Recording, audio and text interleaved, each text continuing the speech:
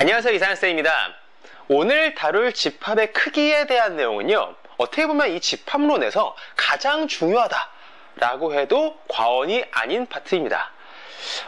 물론 집합론은요, 수학적인 논리를 이제 공부하기 위한, 학습하기 위한 그런 과목이기도 하지만, 그 다루는 주제 자체가 집합이고, 이 집합이라는 것을 탐구하는 학문이고 집합론이거든요. 그런데 여태까지 우리들은 막상 이 집합에 대해서 뭔가 깊이 있는 탐구를 하지 않은 듯한 느낌이었었죠. 여태까지는 일종의 이제 밑작업을 해왔다라고 생각하시면 됩니다. 우리가 첫째 단원에서 명제와 논리를 통해서 이제 수학적인 논리는 사고는 어떻게 펼쳐나가는 것인가라는 걸 학습을 했고요. 뭐 관계라든가 이제 함수, 그 일종인 함수를 통해서 우리는 이제 함수 중에서도 뭐 단사라든가 전사라든가 그리고 바로 전 단원에서 그런 것들 다 배웠었죠. 뭐 전단사라든가 하는 그런 개념들을 배웠습니다. 집합을 탐구함에 있어서 우리는 이 대상이 되는 집합의 크기를 파악하는 것은 어떻게 보면 이제 기초 중의 기초입니다. 그런데 이 집합의 크기를 파악하는 데 있어서 우리가 바로 지난 시간에 배웠었던, 마지막에 배웠었던 이제 함수의 뭐 전단사 개념이라든가 단사, 전사라는 개념을 아주 유용하게 이제부터 써먹을 겁니다. 지금은 뭐 이게 무슨 소린지, 뭐 전단사 같은 그런 개념을 뭐 집합의 크기를 파악하는데 어떻게 써먹는다는 것인지 아직 감이 안 오시겠지만, 저랑 함께 차근차근 알아가다 보면은 이쪽 분야가 상당히 재밌는 파트구나 라는 생각이 드실 겁니다. 오늘 할 내용이 되게 많습니다. 빠르게 좀 진행을 해야 될 텐데, 일단 우리 지난 시간에 나갔었던 과제부터 풀이를 해봐야 되겠죠. 첫 번째 문제부터 풀이해보도록 하겠습니다. 함수 x가 1, 2, 3, 4랑 원소를 갖고 있고요. x에서 x로의 함수랑 항등함수, 그리고 상수함수, 마지막으로 전단사함수의 개수가 몇 개씩 있는지 구하시오, 이 문제입니다. 이게 그림을 한번 봐보면은요, 1, 2, 3, 4에서 1, 2, 3, 4로 이제 가는데, 일단 함수의 개수부터 보면은, 우리 함수라는 것은 뭐였었죠? 쉽게 생각해서 정의역에 있는 모든 x가 저마다 y쪽을 한 개씩 갖는 것을 말했습니다. 여기서 이제 1이라는 원소가 말이죠. 1이라는 원소가 대응할 수 있는 원소는 총 4가지 중에 하나입니다. 그래서 이 첫 번째 녀석에 해당하는 경우의 수는, 즉 1이라고 하는 원소는 4개의 화살 중에 아무거나 하나를 날리면 되기 때문에 얘는 4가지가 일단 있겠고요. 이 1이라는 원소는. 그때 이제 두 번째 원소도요, 이 4개 중에 아무거나 선택을 해도 문제가 없죠. 1이 선택했던 걸 중복으로 선택을 해도 함수의 정의에는 문제가 되지 않죠. 그래서 이 두 번째가 갖는 원소의 이제 경우의 수도 4가지가 됩니다. 마찬가지로 3이 가질 수 있는 경우의 수도 4가지가 되겠고요. 4도 마찬가지가 되겠습니다. 그래서 4에 4제곱을 해주면은 256이 되겠죠. 그 다음 두 번째로 항등함수의 개수는요, 항등함수라는 건 뭐였다? x를 대입하면 x가 나오는 것이었죠. 그래서 fx는 x다라고 이렇게 생각해주면 되겠는데, 동일한 것이 나오는 거였고, 즉 1이 1로 나오고 2가 2로 나오고 3은 3으로 나와야 되고 4는 4로 나와야 됩니다. 선택의 여지라는 게 딱히 없죠. 그래서 얘는 무조건 한 가지 경우의 수밖에 없겠고요. 상수함수 같은 경우는 이제 하나의 숫자로 튀어나오는, x에서 어떤 것을 대입한다 하더라도 항상 동일한 상수가 나오게 되는 것을 우리 상수함수라 생각하면 되는데, 그래서 1이 가질 수 있는 거, 2가 가질 수 있는 거, 3이 가질 수 있는 거, 4가 가질 수 있는 거, 이것들이 어떤 경우의 수를 간다기보다는 우리는 대응되는 y쪽의 원소 하나를 선택해주는 방식으로 생각해주면 되겠습니다. 예를 들어서 fx는 3이다 라고 하면은 1도 3으로, 2도 3으로, 3도 3으로, 4도 3으로 가는 이러한 식으로 가는 거죠. 그럼 우리는 이 y쪽에서 1이나 2나 3이나 4 중에 아무거나 하나를 골라주는 경우의 수로 하면 되니까 얘는 4가지가 되겠습니다. 마지막 전단사함수는요, 전사이면서 단사인 함수니까, 근데 얘는 지금 이제 공역의 원소 개수가 정의역 원소 개수랑 같기 때문에 어쨌든 치역과 공역이 같을 겁니다. 즉 전사라는 개념은 자동적으로 채택이 될 거고요. 단사가 되기만 하면요. 단사라는 개념은 뭐였었죠? 함수라는 개념은 모든 x가 y를 하나씩 갖는 거였으면은, 이제 단사라는 것은 y도 x를 하나씩만 가져야 되는 그러한 케이스였었죠. 자, 그러면 1이라고 하는 원소가 이제 화살을 날릴 건데, 얘는 이 4개 중에 아무거나 화살을 날려도 상관이 없습니다. 그런데 이 두 번째 녀석은 1이 예를 들어서 1을 가졌다 치면은, 이렇게 대응했다 치면 2는 이제는 1을 대응하면 안 됩니다. 왜? 그러면 이 y 입장인 1의 입장에서는 1과 2에서 동시에 화살을 받는 그러한 식으로 되니까 문제가 있겠죠. 그래서 2는 1이 날린 화살을 제외하고 다른 쪽에다가 이제 화살을 쏴야 되기 때문에 2가 갖는 경우의 수는 3이다 라고 생각해 주면 되고요. 그 다음에 얘도 마찬가지로 1과 2가 선택한 원소를 제외하고 2개 중에 하나를 골라주고요. 마지막에 있는 얘는 남은 거 하나를 가져가 주면 되겠죠. 그래서 얘는 24 라고 하는 답이 되겠죠. 자, 다음 두 번째 문제 보겠습니다. 함수를 다음과 같이 줬었을 때 우리 두 개의 이제 값을 구하시라고 했는데, 우리가 이제 집합을 함수에다 넣었을 때는 어떠한 결과가 나온다? 마찬가지로 집합이 나올 것이다. 그리고 그때 우리는 들어가는 이제 정의역 쪽에서의 이제 집합에 해당하는 원소들 있죠? 이 원소들을 전부 다 넣었었을 때의 결과를 이제 집합으로 하나 묶어주면 되는 거였습니다. 그래서 이렇게 이제 -5랑 2랑 4에 대해서 각각을 다 구해보면은요, f의 이제 -5는 1보다 작으니까 이 밑에 식에 들어가겠죠. 그러면은요, 여기 뭔가 묻어있는 거 아니죠? -5를 대입을 하면은요, 이제 10이니까 13이 나오겠네요. 그래서 여기가 13 되고요. F2는 1보다 이제 크니까 위의 식에다가 이제 2를 대입하면은 -1이라는 결과가 나오겠죠.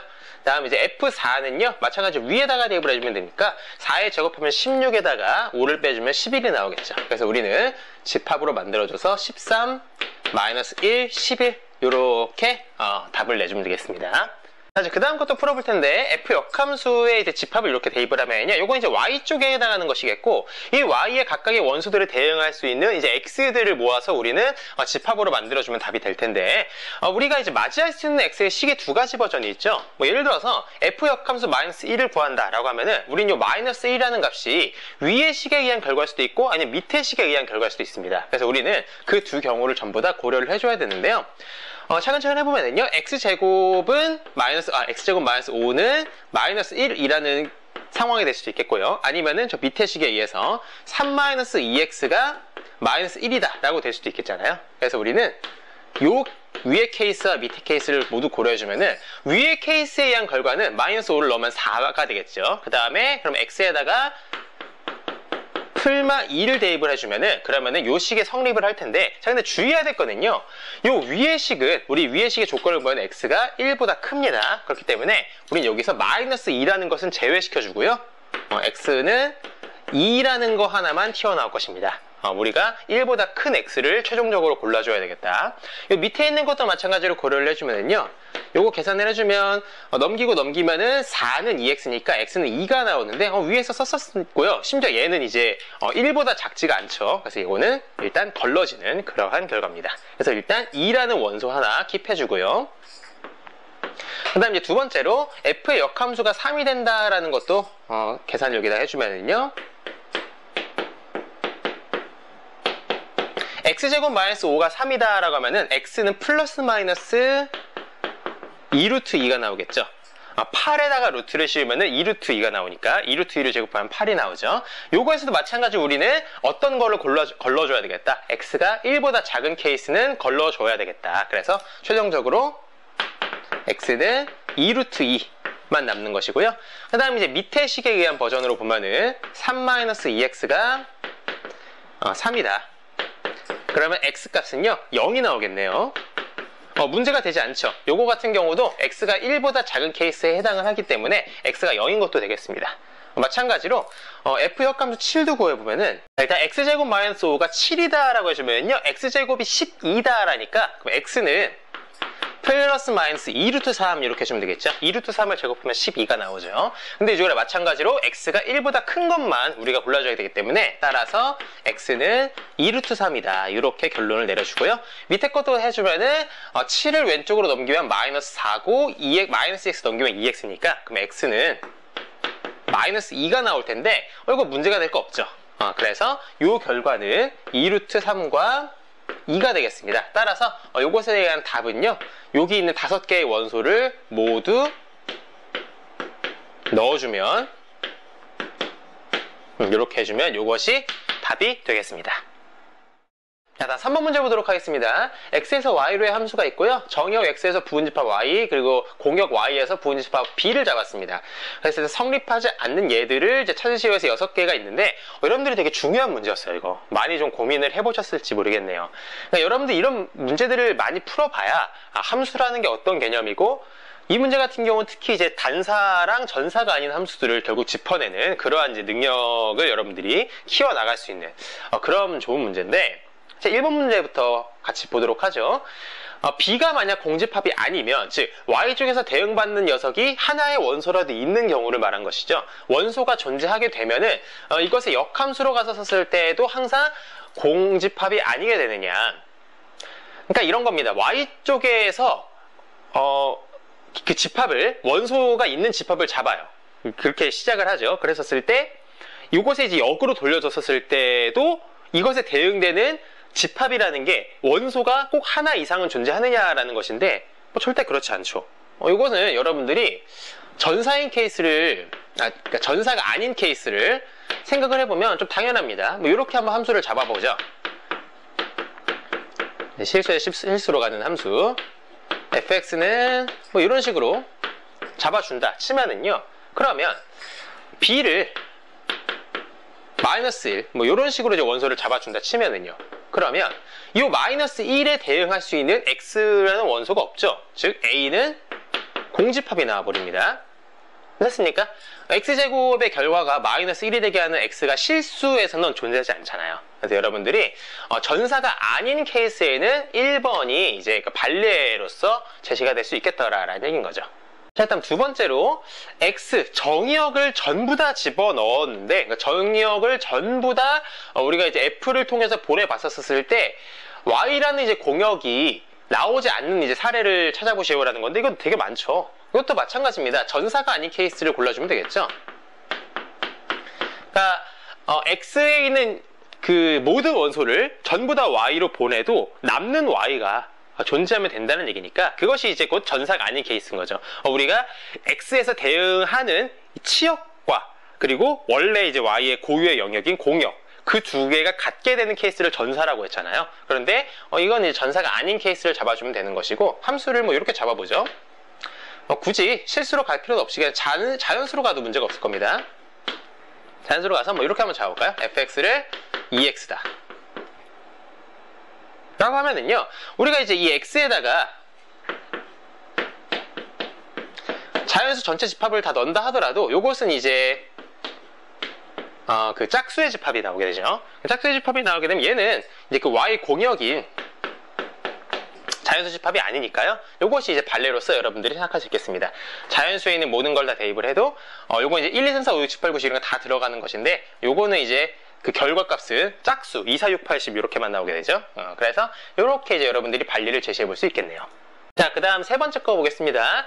세 번째 거는 A라는 이제 집합을 F에다 넣고 다시 역함수로 돌려줬을 때 A가 나오지 않는 그러한 이제 얘를 구해보시오라는 것인데, 왔다가 이제 다시 갈 때 올 때 왜곡이 있으면 되겠죠. 그러니까 이제 그 단사가 아닌 케이스를 잡아주면 되겠습니다. 그러니까 이런 겁니다. Y쪽에서 여러 개의 X가 Y의 하나의 원소로 들이받는 경우에는 그러니까 대응하게 되는 경우에는 여기에서 이제 그 여러 개의 원소들 중에서 뭐 몇 개 정도만 잡아주면, 그러면은 왔다가 다시 갔었을 때 그 원소 집합이 처음과 나중에 달라지겠죠. 그러니까 무슨 얘기냐면 뭐 이렇게 잡아주면 되겠어요. 예를 들어서 실수로 잡을게요. 집합으로 잡아서 fx를 아까랑 똑같이 잡죠. 뭐 x제곱 이렇게 잡아주고요. 요 a라는 집합을 1이라고 할게요. 그러면 1을 대입을 해봅시다. 그러면은 이제 fa는 뭐가 나오냐면은 1이 나오죠. 1의 제곱은 1이니까. 근데 그것을 다시 x쪽으로 돌리게 되면은 무슨 얘기냐면 x제곱이 1이 되는 x는 뭐냐는 거예요. 그러면은 즉 여기서 요만큼은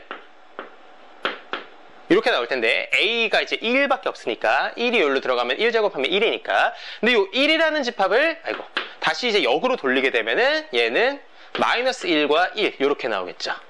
그러면서 요것은 요거랑 이제 다르더라 라는 얘기입니다. 그래서 그쵸, 우리가 이제 구하는 게 이거니까 요렇게 이제 여러분들이 반례를 하나 제시할 수 있겠고요. 그 다음 4번 볼 텐데요. 4번은 거꾸로 이번에는 이제 B, Y쪽에 있는 집합이죠. Y쪽의 집합을 X쪽으로 갔다가 다시 Y쪽으로 왔었을 때 B가 되지 않는 이제 얘를 찾으시오라는 것인데, 그러니까 그 두 가지가 다 되면 되겠네요. 그러니까 단사도 아니면서 전사도 아닌. 그러니까 이제 가면서 왜곡이 생기고 오면서도 왜곡이 생기는 약간 이런 케이스로 생각해주면 되겠네. 뭐 이렇게 잡아주겠습니다. F에 그냥 위에 집합을 똑같이 잡아줘도 문제가 없을 것 같아요.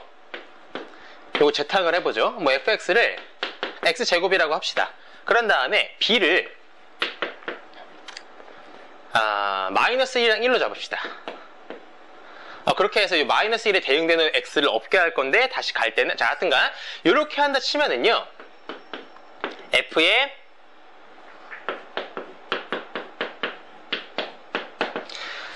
요 집합 마이너스 1이랑 1이라는 집합을 대입을 해줘서 역함수로 이제 가준 요 결과는 마이너스 1에 대응하는 x 원소는 없습니다. 하지만 이제 1에 대응되는 원소는 두 가지가 있죠. 어떻게? 마이너스 1과 1이 있습니다. 그쵸? 근데 요거를 이제 여러분들이 f로서 다시 가주게 되면은 1이 되죠. 그래서 결과적으로 얘는 b라는 집합과 다르게 되겠죠. 여러분들이 이런 이제 사례들 생각을 할 때 여러 개를 이제 좀 만들어 보면서 어떻게 하면 될까라는 걸 사실 여러분들이 직접 찾아보는 게 제일 좋아요. 저는 이런 것들이 이제 머릿속에서 떠오르는 건 이제 저는 이제 숙련이 돼 있으니까 그런 것이지만 여러분들은 이게 바로바로 떠오르지 않을 거예요, 지금은. 뭐 되면 좋겠고요. 안 될 경우에는 여러 번 한번 좀 생각을 해보는 게 좋겠다. 만약에 지금이라도 여러분들이 만약 과제를 안 했다라고 할 경우에는요, 이 뒤에 문제들을 한번 해보신 다음에 이 풀이를 보시거나 아니면 요거 해설 과정은 스킵하고 뒤에 내용들을 이제 보시는 것을 오히려 추천을 좀 드려요. 여러분들이 먼저 해보고 하시는 게 더 도움이 될 겁니다. 그럼 지우고 또 진행을 해보죠. 자, 그 다음에 이제 5번 문제 보겠습니다. 5번 같은 경우는 요거 조금 애매하네요. 약간 잘못됐네요. 확인을 하고 했어야 되는데 죄송합니다. 이게 그냥 여러분들 그냥 이렇게 받아주세요. 여기에서는 이제 Y쪽에 있는 집합처럼 얘기를 했지만 그래요. X쪽에 있는 집합 B가 되었는데 그냥 이제 그래요. A랑 B라는 다른 집합이 있었다고 해보죠. 죄송합니다. 이런 거를 좀 미리 체크를 했어야 됐는데 X쪽에서 두 개의 집합을 잡아요. 이거 그래요. 그래요. 제 잘못입니다. 제 잘못이에요. 자, A랑 B의 이제 집합을 두 개를 잡고서 X쪽에서 그 둘의 교집합을 F에다가 대입을 해준 그때의 결과와 FA랑 FB의 이제 따로따로 결과에다 교집합을 한 거가 같지 않은 사례를 쉽게 만드는 방법은 이런 겁니다. 이제 X쪽에서 이 A랑 B의 교집합을 아예 안 만드는 거죠. 아예 안 만들어버려서 공집합으로 만들어버리면 그러면 이제 대응되는 원소 없으니까 좌변이 자연스럽게 공집합이 돼버리고 하지만 이제 오른쪽에서는 만들어주면 되겠죠. 이것도 이제 결국에는 우리가 단사냐 전사냐 이런 얘기로 이제 가봤을 때는 단사가 아닌 케이스로 잡아주면 문제가 없을 겁니다. 뭐 이렇게 해보죠. 너무 이제 X제곱 고마 했으니까 뭐 조금 색다르게 한번 상수함수로 가볼까요? 1로만 갈게요. 이렇게 그런 다음에 A라는 집합을 1이라고 그냥 안 겹치게 해주면 돼요. B라는 집합을 2랑 3이다. 이렇게 한다 치면은 그러면은 왼쪽에서 이제 F에 A 교집합 B 라고 한다 치면 이 둘의 이제 교집합은 없죠. 교집합 없기 때문에 이 녀석은 그냥 F의 공집합이겠고요. 얘는 그냥 공집합이 나오겠죠. 근데 FA랑 FB랑 이 둘의 교집합을 하면 1도 1로 가고요. 2도 1로 가고 3도 1로 가지 않습니까? 그렇기 때문에 얘는 교집합으로 1이라는 집합이 잡히죠. 그래서 이 둘은 다르죠. 이렇게 이제 잡아주면 달래가 되겠죠. 자, 다음 6번 볼게요. 6번은 FAS 빼기 FB 5번과 마찬가지로 좀 문제가 있지만 하여튼간 FA 빼기 FB가 FA-B랑 같지 않은 얘를 고르는 것인데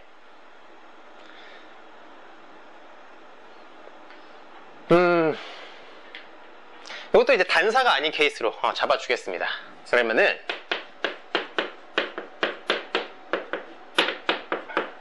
실수로 가보죠. 어떻게 잡으면 좋을까요? 그냥 똑같이 너무 우려먹었나? 하여튼간 그래서 이제 겹치는 거를 이제 제외시키는 방향으로 A를요 이렇게 해볼까요? 마이너스 1이랑 이렇게 한번 가보죠. 그 다음 B는요 좀 색다르게 한번 가볼까요? 이번엔 색다르게 1을 겹쳐주고 2 뭐 이렇게 한번 넣어봅시다. 그러면은 되죠, 그치? 자, 해볼게요. 그럼 F에 이렇게 FA 빼기 B를 해주면 그럼 여기 이제 1이라는 원소가 날아가니까 이 두 개가 남잖아요. 근데 요 이제 결과는 어떻게 되느냐? 여기다 대입을 해주면은 마이너스 1이 1로 가고 0은 이제 0이죠. 그래서 0과 1 요렇게 남습니다. 근데 FA는요 A 요거 대입하면 마찬가지로 0이랑 1이 되죠. 왜냐하면은 마이너스 1은 또 1로 가고 0, 1 다 이렇게 되니까요. FP는 얘 때문에 1이 있죠. 그 2는 이제 4가 되고요. 그래서 요거 이제 두 개를 빼주면은 F, A 빼기 F, B를 해주면 뭐가 되더라? 1이라는 원소가 제외되면서 0만 남더라. 그럼 이 둘은 다르죠. 이렇게 해서 또 하나의 발레를 잡았죠. 여러분들이 많이 고민을 해봐야 되는 문제입니다. 다시 거듭 강조하지만 이거 지우고 그 다음 4번 문제 가도록 할게요. 자, 일단 연습 문제 4번 마지막 문제입니다. 양의 짝수의 집합 NE와 자연수의 집합 N 사이에 1대1 대응이 존재함을 증명하시오. 그러니까 여러분 전단사 함수를 잘 찾아주면 되는 문제입니다. 바로 가볼게요. F에 요거에서 이제 NE로 가죠. 그래서 FX를 그냥 EX라고 잡아주면 되죠. 여러분들 이거 별로 어렵지 않은 문제였습니다.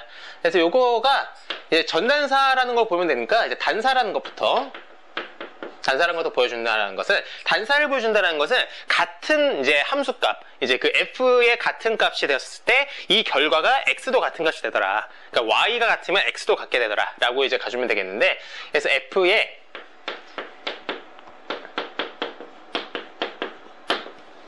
이제 물론 그래요. 정확하게 하려면 X1과 X2가 이제 요 자연수다라는 얘기를 써줘야 됩니다. 좀 생각을 할게요. 이렇게 해주면은 X1과 X2 대입을 해주면 2X1 이렇게 되고요. 요거 이제 그냥 계산해주면 X1은 X2가 되죠. 단사라는 건 그냥 쉽게 이렇게 이제 보여주면 되는 거고요. 그 다음 두 번째로 전사다. 전사라는 거는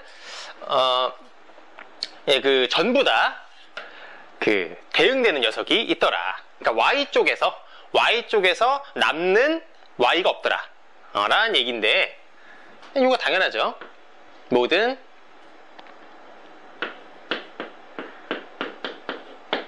에 대해서 존재할 겁니다. X가 자연수에 어떻게 되는? 이렇게 되는 녀석이 존재한다. 그래서 이것은 자명하게 전단사 함수가 된다라는 거. 여러분들이 이제 이게 EX라는 것 자체가 이제 그래프로 그려도 고등학교 교육 과정에서도 충분히 이것이 이제 전단사라는 거, 1대1 대응 함수라는 거, 그런 것들은 이제 보여주죠. 이렇게 해서 4번까지 연습 문제 완료됐습니다. 자, 집합 크기의 본론 첫 번째로서 우리는 유한집합과 무한집합에 대한 얘기부터 진행을 할 텐데 제가 집합로 0강에서 말씀드렸다시피 이 무한집합이라고 하는 개념 자체가 이제 수학적으로 봤었을 때는 되게 그 조명된 역사가 별로 길지 않아요. 비교적 되게 최근의 일이죠. 갈릴레오 갈릴레이에 의해서 새로운 관점이 제시됐던 그 사건으로부터 시작이 된 거죠. 그러니까 기존의 상식에서는 늘 전체는 이것의 부분보다는 항상 크다라고 하는 상식이 있었어요. 기존에는 그렇게 믿어왔던 것이죠. 하지만 이제 갈릴레오 갈릴레이가 긴 선분에 포함되어 있는 점의 개수가 결코 짧은 선분에 포함되어 있는 점의 개수보다 많다고 할 수가 없겠다라는 이제 의문을 제시한 겁니다. 그러니까 무한의 세계에서는요, 그 개수를 파악을 해가지고 집합의 크기를 논한다라는 것이 약간 비효과적이구나. 뭔가 제대로 맞아떨어지지 않는구나 라고 이제 수학자들은 직감을 하게 된 것이죠. 그에 따라서 이제 수학자들은 그러면 집합의 크기를 우리는 개수를 세는 방법 말고 어떻게 파악을 할 것이냐라고 하는 것이 이제 과제가 되었던 것입니다. 예, 그리고 갈릴레오 갈릴레이의 이 의문 제시 이후로 약 200년의 시간이 지나서 마침내 수학자 데데킨트에 의해서 우리가 지난 단원에 배웠었던 그 전단사 함수 있죠. 이 전단사 함수를 이용한 집합의 크기 측정 방법이 제시가 된 것이죠. 이것을 이제 무한집합의 영역까지로 이제 확장을 시킨 겁니다. 한번 생각해 봅시다. 우리가 전단사 함수의 개념상 말이죠. 유한집합의 케이스로 봤을 때 x라는 집합이 있고 y라는 집합이 있어요. 이 x에서 y로 집합으로의 함수를 꽂았는데 이 함수가 전단사 함수라고 하면은 그러면은 여기 있는 모든 x가 남김없이 다 하나씩 갖고 여기 y 쪽에서도 남는 y 없이 얘네들이 전부 다 하나씩 받게 되니까 정말 말 그대로 1대1 대응이잖아요. 이것이 함수가 존재한다라는 것이 밝혀지면 이 두 집합 x랑 y랑 봤었을 때 집합 x에 포함된 원소의 개수 그리고 집합 y에 포함된 원소의 개수는 당연히 같게 된다라는 것이 타당하죠. 이것을 이제 무한의 영역까지로도 확장을 시킨 겁니다. 이 집합의 사이즈가 x집합, y집합의 사이즈가 아무리 큰다고 한들 이 둘이 1대1 대응만 찾아진다 하면은 이 집합의 크기와 이 집합의 크기는 같을 것이다라는 것이죠.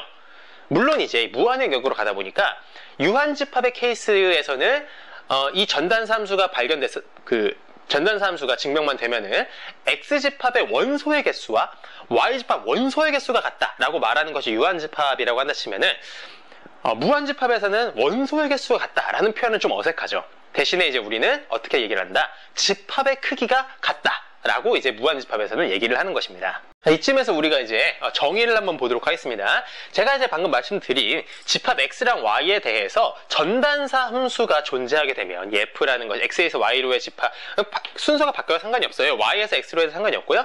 그래서 f라는 것이 전단사 함수라는 것이 존재하게 되면은 그럼 우리는 이 x랑 y는 서로 집합의 크기가 같다. 우리가 그걸 이제 수학적으로는 동등하다라고 얘기를 해줍니다. 동등이다.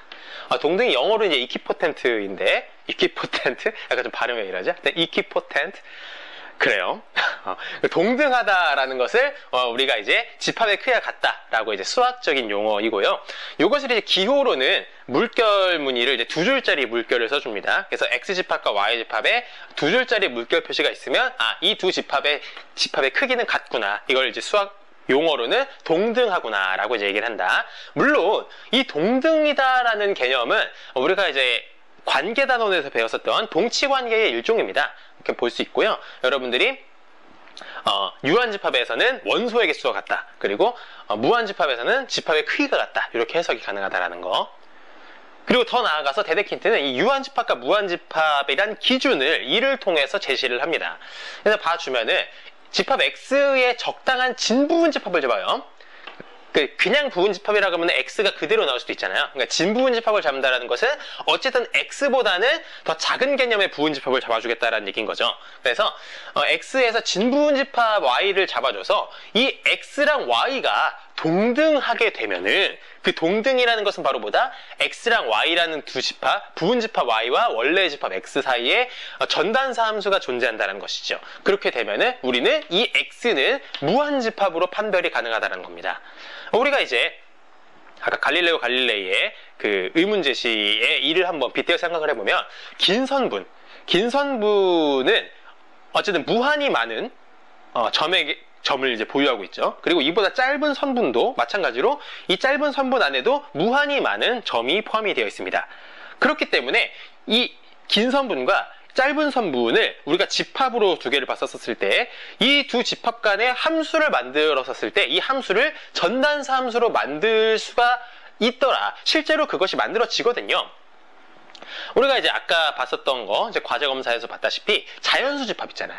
자연수 집합과 이 자연수 집합에서 짝수만 긁어모은 n이 있었죠. 우리는 아까 마지막 연습 문제 4번에서 자연수 집합 n과 이것의 부분집합인 n2 짝수의 집합이 이제 우리가 집합 간의 관계를 함수로 만들었을 때 그 함수가 전단사 함수가 fx는 ex라는 전단사 함수가 존재한다는 걸 방금 봤지 않습니까? 이제 그런 방식으로 전단사 함수가 존재하더라라는 것은 사실 유한의 세계에서는 그런 일이 있을 수가 없어요.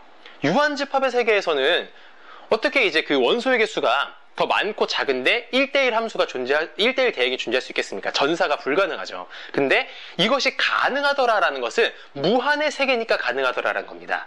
그래서 이 데데킨트는 이 부분집합, 진부분집합이었음에도 불구하고 원래 집합에서 전단사 함수가 존재한다는 것은 오로지 무한집합에서나 가능한 일인 것이고, 그것이 유한집합과 무한집합을 가르는 척도가 된다라고 이제 얘기를 한 것이죠. 이렇게 우리는 무한집합이라는 이제 개념을 얘기한 거고요. 따라서 무한집합이 아닌 집합은 이제 유한집합이더라. 즉 아무리 해도 집합과 그것의 진부분집합 사이에서 전단사 함수를 만들어 줄 수가 없더라 라고 이제 받아들일 수 있겠죠. 그렇게 되는 집합 우리는 유한집합이다 라고 하는 것입니다.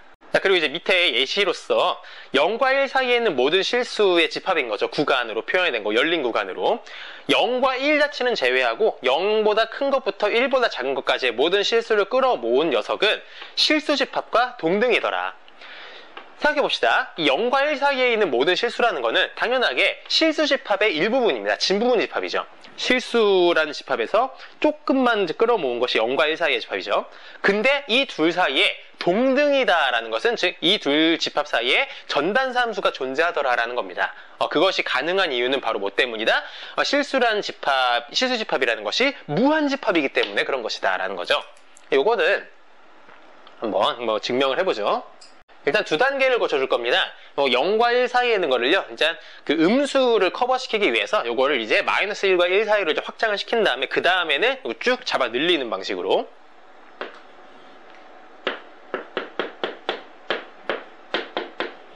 이렇게 가도록 할게요. 그래서 요거 같은 경우는 이제 함수를 잡아줘요.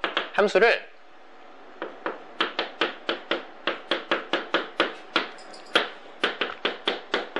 이렇게 가면 되겠죠. 2x-1. 생각해봅시다. 0과 1 사이에 있는 모든 것을 이 함수에다 대입을 시켜봐요. 그러면 어떻게 된다? 마이너스 1과 1 사이가 되겠죠? 0을 대입을 하면 마이너스 1 나오고 1을 대입을 하면은 1이 나오니까 요것이 전단사라는 거 굳이 안 밝혀야 되겠죠? 요걸 여러분들이 이제 단사인 거랑 전사인 거 그 두 개를 다 보여주고 나면은 이제 우리는 F는 전단사구나 라고 해서 우리는 요 둘 사이에 전단사 함수가 존재한다라는 것이 밝혀진 거고요. 따라서 이 둘은 동등하더라 라는 결론인 것인데, 이거 보이는 건 너무 이제 간단하니까 생략하도록 하겠습니다. 근데 그 다음 요것도 결국 이제 함수만 잘 잡아주면 된다 그거예요. 전단사 함수만 잘 잡아주면 되더라. 그 다음에 이제 마이너스 1과 1 사이에 있는 실수를 실수 전체로 늘리는 것은요, 분수함수 많이 쓰죠. 뻥튀기 시키기 데 있어서는. 마이너스 1과 1 사이의 집합에서 이제 실수로 가는데 함수를 일단 마이너스 1이랑 1을 제외시켜야 되니까 분모에다가 이렇게 한번 심어주면은 그래요. 그리고 위에다가 이제 x를 심어주죠. 그래서 음수양수 다 처리하면 되죠. 이렇게 하면 되겠네요. 이렇게 해주면은 여러분들이 마이너스 1을 넘어다 쳐봐요. 여기다가 마이너스 1 대입을 해주면은 분모가 이제 0으로 하나씩 가까이 가죠. 0으로 하나씩 가까이 가고 위에는 마이너스 1이 있으니까 얘는 마이너스 무한대로 발산을 하게 됩니다. 이제 1을 대입을 해주면은 마찬가지로 분모가 0이 되면서 이제 양의 무한대로 발산을 하게 되고요. 요렇게 잡아주면은 요것도 전단사가 됩니다. 증명 그 과정을 생략을 할게요. 하여튼 요렇게 잡아줘서 F라는 함수가 전단사구나 라는 걸 보임으로써 따라서 이 두 집합은 서로 동등하더라. 그럼 어떤 결론이 된다? 0과 1이라고 하는 요 사이인 집합이라는 것은 최종적으로 실수 집합과 동등이더라 라는 얘기입니다. 우리가 이제 집합론 0강에서 제가 이것을 이제 가볍게 얘기하고 넘어갔는데 이렇게 이제 증명을 하면 됩니다. 여러분들 이 과정은 스스로 한번 보여보도록 하시고요. 자, 이제 우리는 유한집합과 무한집합이라는 개념을 봤으니까 이에 관련된 여러 가지 정리들을 좀 볼 건데요. 6가지가 있죠. 물론 이제 그 수학 전공하시는 분들은 이 증명들을 하나하나 전부 다 할 수 있어야 됩니다. 그런데 이제 우리는 어쨌든 대상이 전공하시는 분들이라기보다는, 그래서 제가 봤을 때 직관적으로 이거 너무 명쾌하다 싶은 것들은 굳이 증명을 하진 않을게요. 이제 오늘 좀 중요하게 여러분들이 머리를 써가면서 다뤄야 될 내용들이 뒷부분에 좀 많이 몰려 있어요. 그래서 여러분들의 페이스 조절상 너무 직관적으로 명확하다 싶은 것들은 제가 증명을 그냥 좀 생각하면서 진행을 하도록 하겠습니다. 첫 번째로 먼저 보면은 공집합은 유한집합이다. 이제 공집합이라는 것 자체가 원소가 하나도 없지 않습니까? 무한집합은 진부분집합이라는 게 존재해야 뭔가 그 무한집합이라는 걸 만들 수가 있는데, 공집합에서는 진부분집합을 만들 수가 없죠. 애초에 원소가 없으니까. 그러니까 애초에 무한집합의 그 뭐 논의 대상 자체가 될 수가 없는 것이고, 따라서 공집합은 무한집합이 아니고, 그러니까 유한집합이더라. 말로 하고 넘어갈게요. 두 번째 보면은 무한집합을 포함하는 집합은 무한이다. 너무 당연하죠. 무한집합을 품고 있는 집합이 무한집합을 품고 있는 집합이 유한집합일 수는 없지 않습니까? 직관적으로 명쾌한데, 이제 증명하려면 이제 집합을 따로따로 잡아줘야죠. 그러니까 그 전체 집합을 하나 잡아주고, 그것에 진부분집합 잡고, 그 진부분집합의 바깥 영역 사이에 끼인 영역 있죠? 그 두 개에 대해서 이제 원래 집합으로 가는 함수 두 개 잡아줘서 증명하면 되는 건데, 생각할게요. 여러분들 그냥 당연하다 하고 넘어갑시다. 세 번째로, 유한집합의 모든 부분집합은 유한이다. 결국 제가 지금 증명 쓰는 게 귀찮아서 그러는 거 아니에요. 여러분들 결국 오해하지 마시고, 자칫 이제 제 생각 그렇습니다. 이제 너무 나무들 하나하나를 보다 보면은요, 흐름을 놓쳐요. 그러니까 여러분들이 수학을 바라볼 때, 당연히 수학 전공하고 이제 수학 시험을 준비하시는 분들이라면 나무들 하나하나를 조명하는 게 맞겠지만, 우리가 이제 수학을 취미로 공부를 하시는 분들은, 혹은 이제 뭔가 써머리를 원하시는 분들은 굳이 그렇게 나무들 하나하나 보는 것보다는, 이게 이런 양상이구나, 숲을 보는 것이 보다 수학의 세계를 탐구하는 데 있어서는 도움이 됩니다.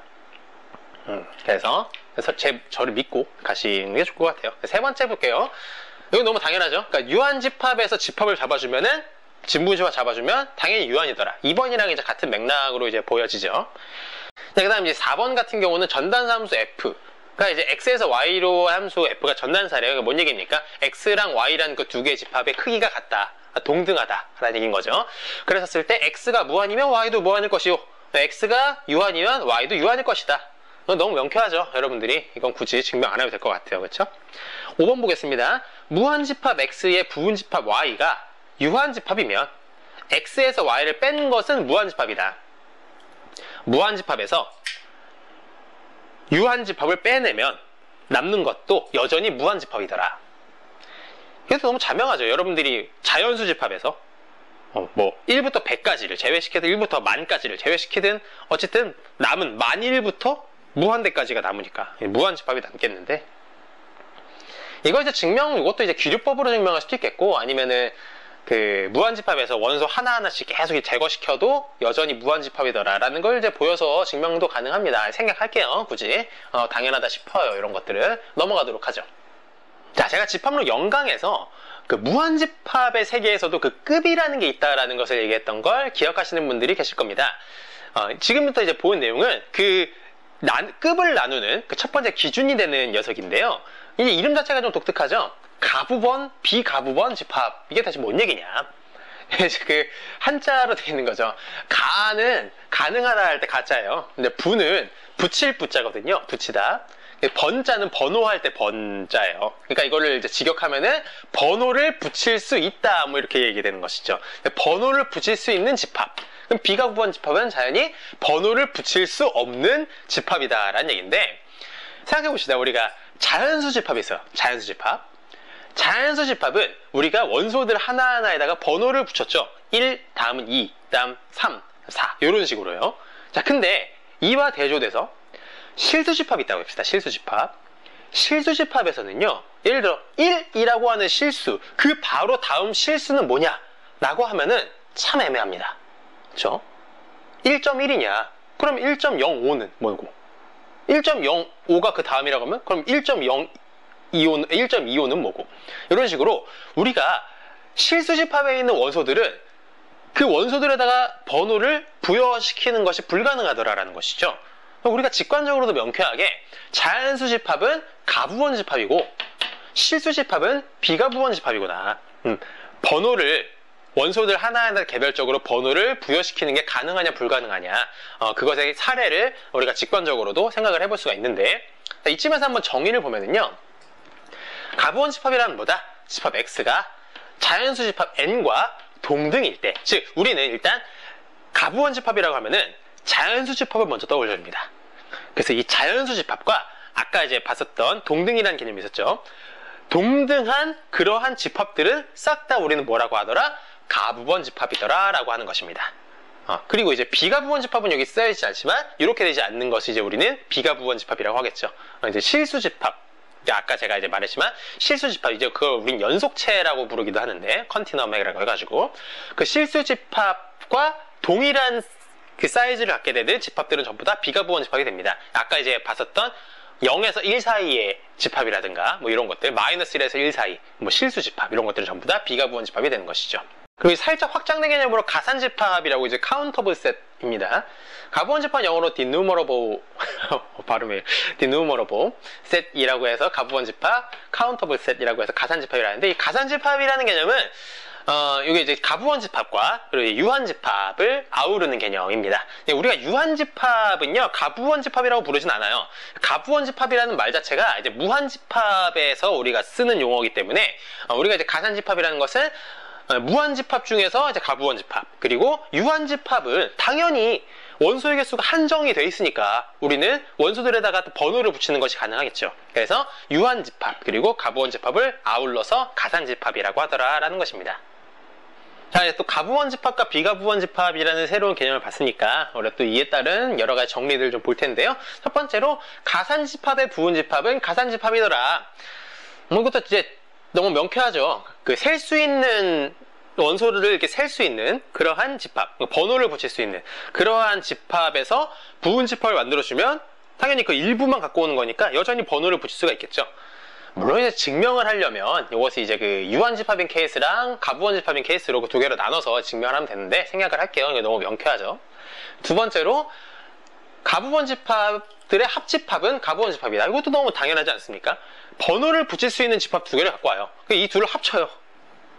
번호 붙일 수 있겠죠, 당연히. 그렇죠? 번호를 연달아서 붙이면 되겠죠. 아니면 그 사이사이에다 껴주든가 뭐 그런 식으로 해서 우리는 가부원 집합들의 합집합은 가부원 집합이다. 이것도 증명을 생략하도록 하겠습니다. 세 번째 거, 자연수 집합이라고 했는데 이제 가부원 집합이라고 봐주면 돼요. 그러니까 여러분들이 자연수 집합은 가부원 집합의 대표다 이렇게 생각해주면 되는데, 이 자연수 집합끼리의 곱집합은 가부원 집합이 된다. 곱집합을 해주면 상당히 뻥튀기가 되지 않습니까? 집합 크기 자체가. 이제 그 자연수 집합끼리의 곱집합이 가부원 집합이다. 이건 좀 증명을 해볼까요? 자, 증명하도록 하겠습니다. F 이제 n과 n 둘의 곱집합에서 n이라는 집합, 자연수 집합들입니다. 자연수 집합으로 가게 되는 그런 함수를 잡아주는데 마찬가지 함수만 잘 잡아주면 됩니다. 그래서 여기에서 원소를 n이라고 하고요. 여기 오른쪽에다 쓸걸. 자, 하여튼간 f의 n, m이라고 하죠. f의 n, m이 이것이 보통 이런 식으로 많이 잡아줍니다. 2의 n승, 3의 m승 이런 식으로요. 이때 이제 n, n이라고 하는 이것은 당연히 요 곱집합의 이제 원소가 되겠죠. 이 순서상은. 자, 그랬었을 때 이 f라는 함수가 단사이고 전사이다라는 것만 이제 보여주면 끝나더라.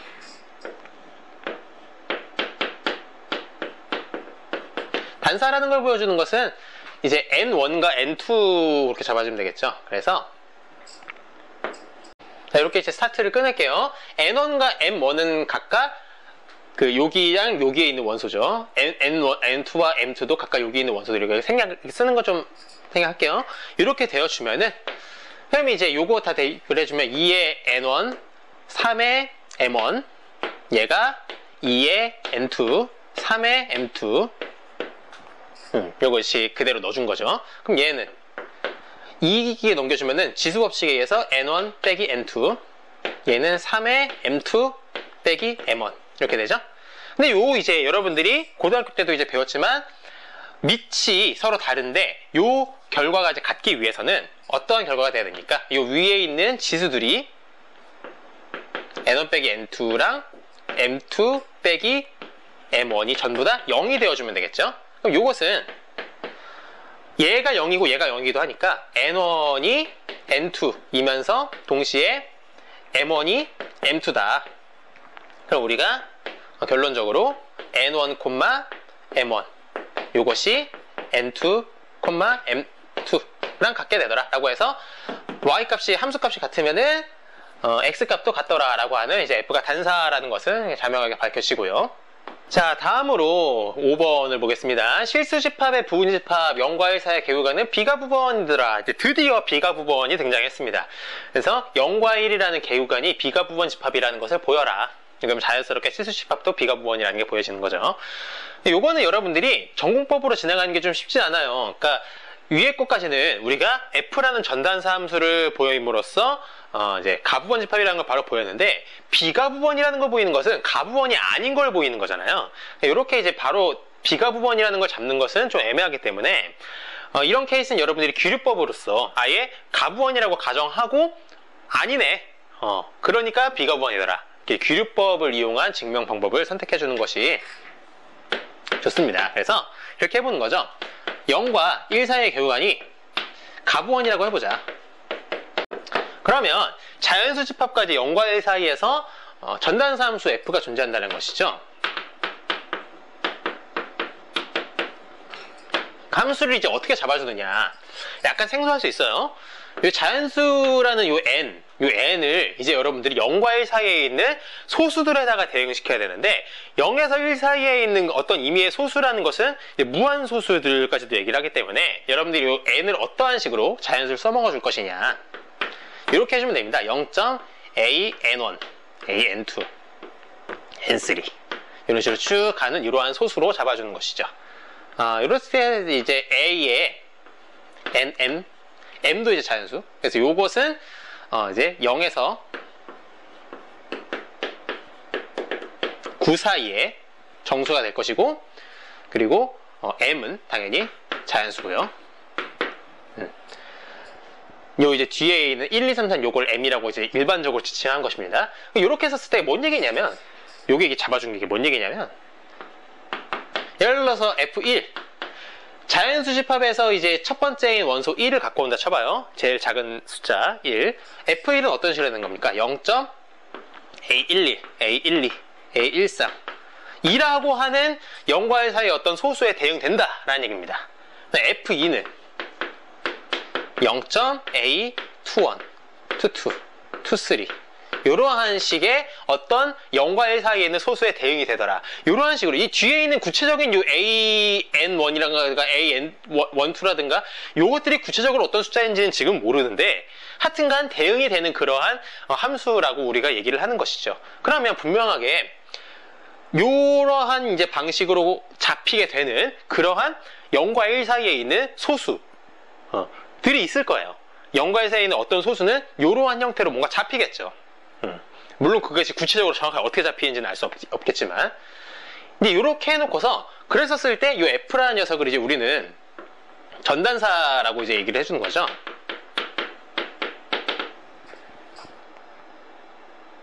자, 근데 이제 어떻게 할 거냐면요, 이렇게 대응이 되지 않는 0과 1 사이에 소수도 존재한다라는 걸 볼 거예요. 이게 대응이 안 되는 녀석도 있을 거다.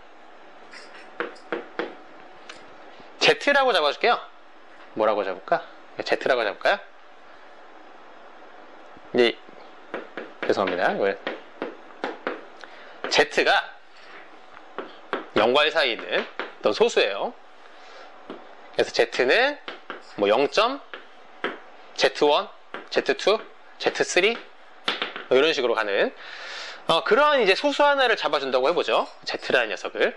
그리고 이 Z에 대해서 K에 대해서, 그러니까 Z라는 이제 소수를 잡았습니다. 0과 1 사이에. 그 소수를 이렇게 이제 된다고 했었을 때, 이 Z1, Z2, Z3, 그러니까 소수 첫 번째 자리, 소수 두 번째 자리, 세 번째 자리로 쭉 있는 거죠. 그 K번째 자리의 녀석을 이렇게 이제 잡았었을 때의 AKK, 즉, 요 녀석과 다르다라고 한번 잡아볼게요. 이게 뭔 얘기냐면, 예를 들어서 K가 1일 때는요, 여러분 이해를 돕고자, K가 1일 때는 Z1, 여기 소수 첫 번째 자리인 거죠. 소수 첫 번째 자리는 A11이랑 달라요. 그치? 요렇게 잡아줬으면, 이 말은요, 여기 F1에 해당하는 요 A11이 존재하지 않습니까? 요 녀석이 이제 다르니까 당연히 요 Z는 F1과 다르겠죠.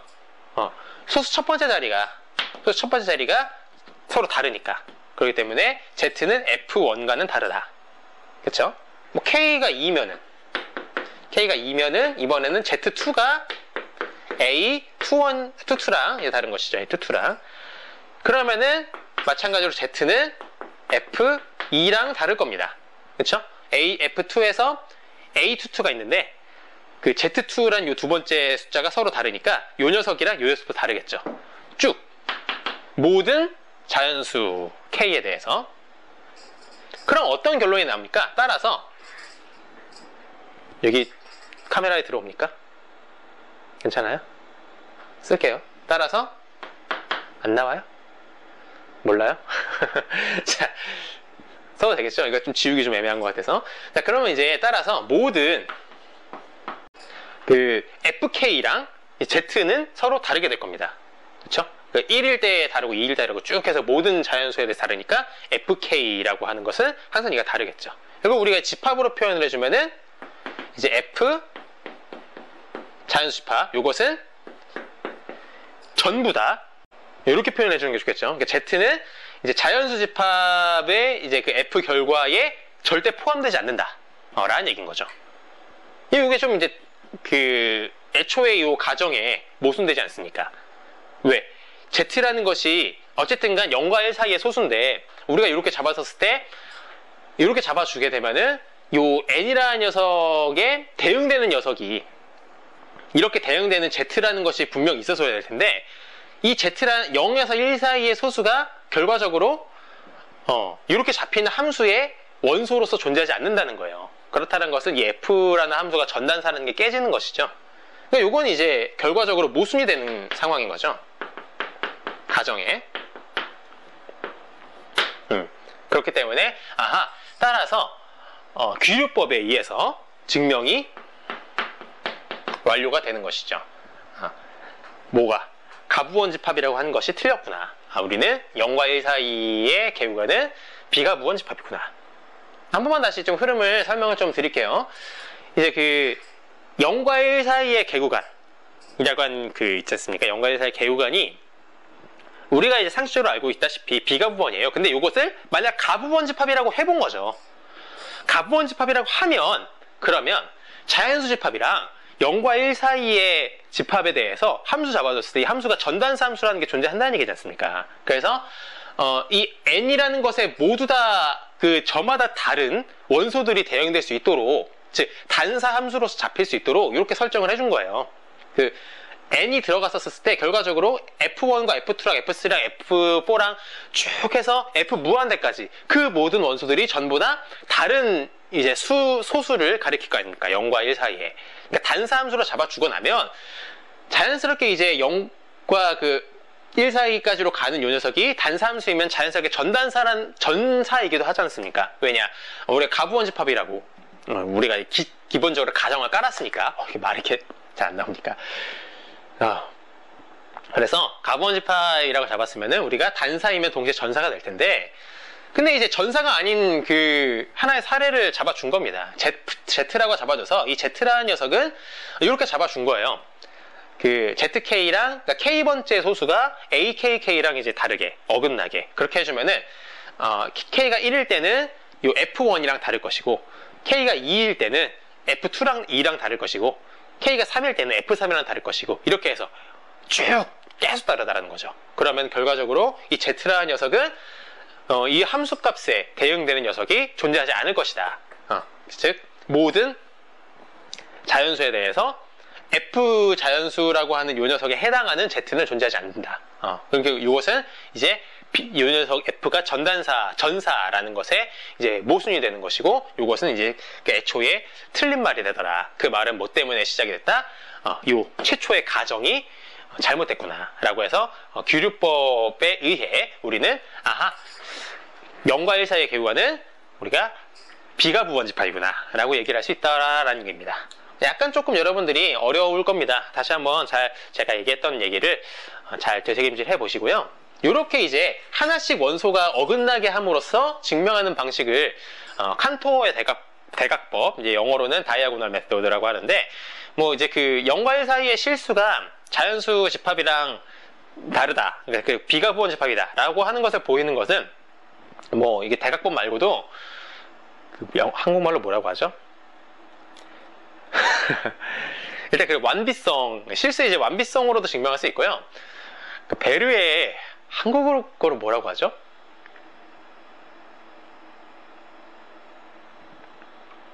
범주 정리. 범주 정리를 이용해서도 증명할 수 있는데, 이거 대표적으로 이제 증명할 수 있는 대각법에 대해서 한번 얘기를 한 겁니다. 여러분들이 잘 한번 복습을 해보시고, 이해 안 되시면은 댓글로 좀 질문을 남겨주시면 좋을 것 같아요. 모든 무리수의 집합은 비가부원 집합이다. 그것도 이제 너무 당연합니다. 그렇죠? 무리수의 집합이라는 거가 이제 기호를 잘 쓰진 않는데, 이렇게 해보죠. i라고 이제 굳이 잡는다면 i라고 잡아요. 무리수 집합. 무리수가 이제 irrational number잖아요. 그래서 제일 앞 글자 i 이렇게 잡아주면은 우리가 실수 집합이라는 게 유리수 집합이랑 이 무리수 집합의 합집합이지 않습니까? 그런데 이 실수 집합이 우리 이제 바로 위에 의해서 0과 1 사이의 요 개유간이라는 것이 아까 방금 비가부원이라는 걸 증명을 했죠. 그러면은 당연히 이곳에 동등한 R이라고 하는 실수 집합도 비가부원이죠. 그런데 우리 요 Q라고 하는 그러니까 유리수 집합은 요건 가부원이었습니까? 그러면 무조건 요 녀석이 비가부원이어야 가부원 집합, 얘가 만약 가부원 집합이 되면은 가부원 집합끼리의 합집합은 가부원이지 않습니까? 그래서 가부원 집합에다가 비가부원을 합집합을 해줘야 비가부원이 나오죠. 이거 생각할게요. 이렇게만 써주고 개념적으로만 그냥 알아둡시다. 그 다음 7번. 자, 이 C는 이제 복소수 집합입니다. 복소수, 이제 실수보다 더 큰 수체계죠. 복소수 집합도 비가부원 집합이다. 당연하죠. 왜? 복소수 집합에 이제 실수 집합이 포함되지 않습니까? 그래요. 근데 요게 이제 비가부원이니까 이 위에 있었죠? 없었나요? 없네요. 그래요. 부분집합이죠. 그쵸? 위에 이제 있네요. 그치? 가산집합. 마찬가지입니다. 제가 이게 여기 이제 누락이 되어 있는데, 마찬가지예요. 비가부원 집합이기 때문에 그 부분 집합이, 진부분 집합이 비가부원인 것이죠. 우리가 가부원 집합에서 진부분 집합으로 비가부원을 만들어내는 것은 불가능하고, 그래서 이제 비가부원 집합을 품고 있는 집합이기 때문에 당연히 복소수도 비가부원이더라. 물론 증명을 하려면 길게 좀 써야 되지만 생각하겠습니다. 직관적으로 좀 명쾌하죠. 필수적으로 좀 알아야 될 내용들만 여러분들에게 제가 증명을 제시를 할 거고, 추가적으로 여러분 정말 궁금하다 싶으시면 마찬가지 댓글로 좀 써주세요. 그러면 제가 이렇게 그냥 바로 타이핑 해가지고 이렇게 알려드리도록 하겠습니다. 아니면 뭐 이미지를 첨부하든가. 한번 이게 그 내용들이 무슨 내용들이었나라는 거 한번 우리 한번 숲을 한번 봐야 되겠죠. 이렇게 한번 프리뷰를 해보면, 리뷰를 해보면, 결국 이제 우리가 알고 있는 수체계를 봤었을 때 자연수 집합 가부원입니다. 정수 집합 가부원이에요. 유리수 집합 가부원입니다. 무리수 집합은 요건 비가부원 되더라. 그렇죠? 실수 집합 비가부원이에요. 복소수 집합 비가부원입니다.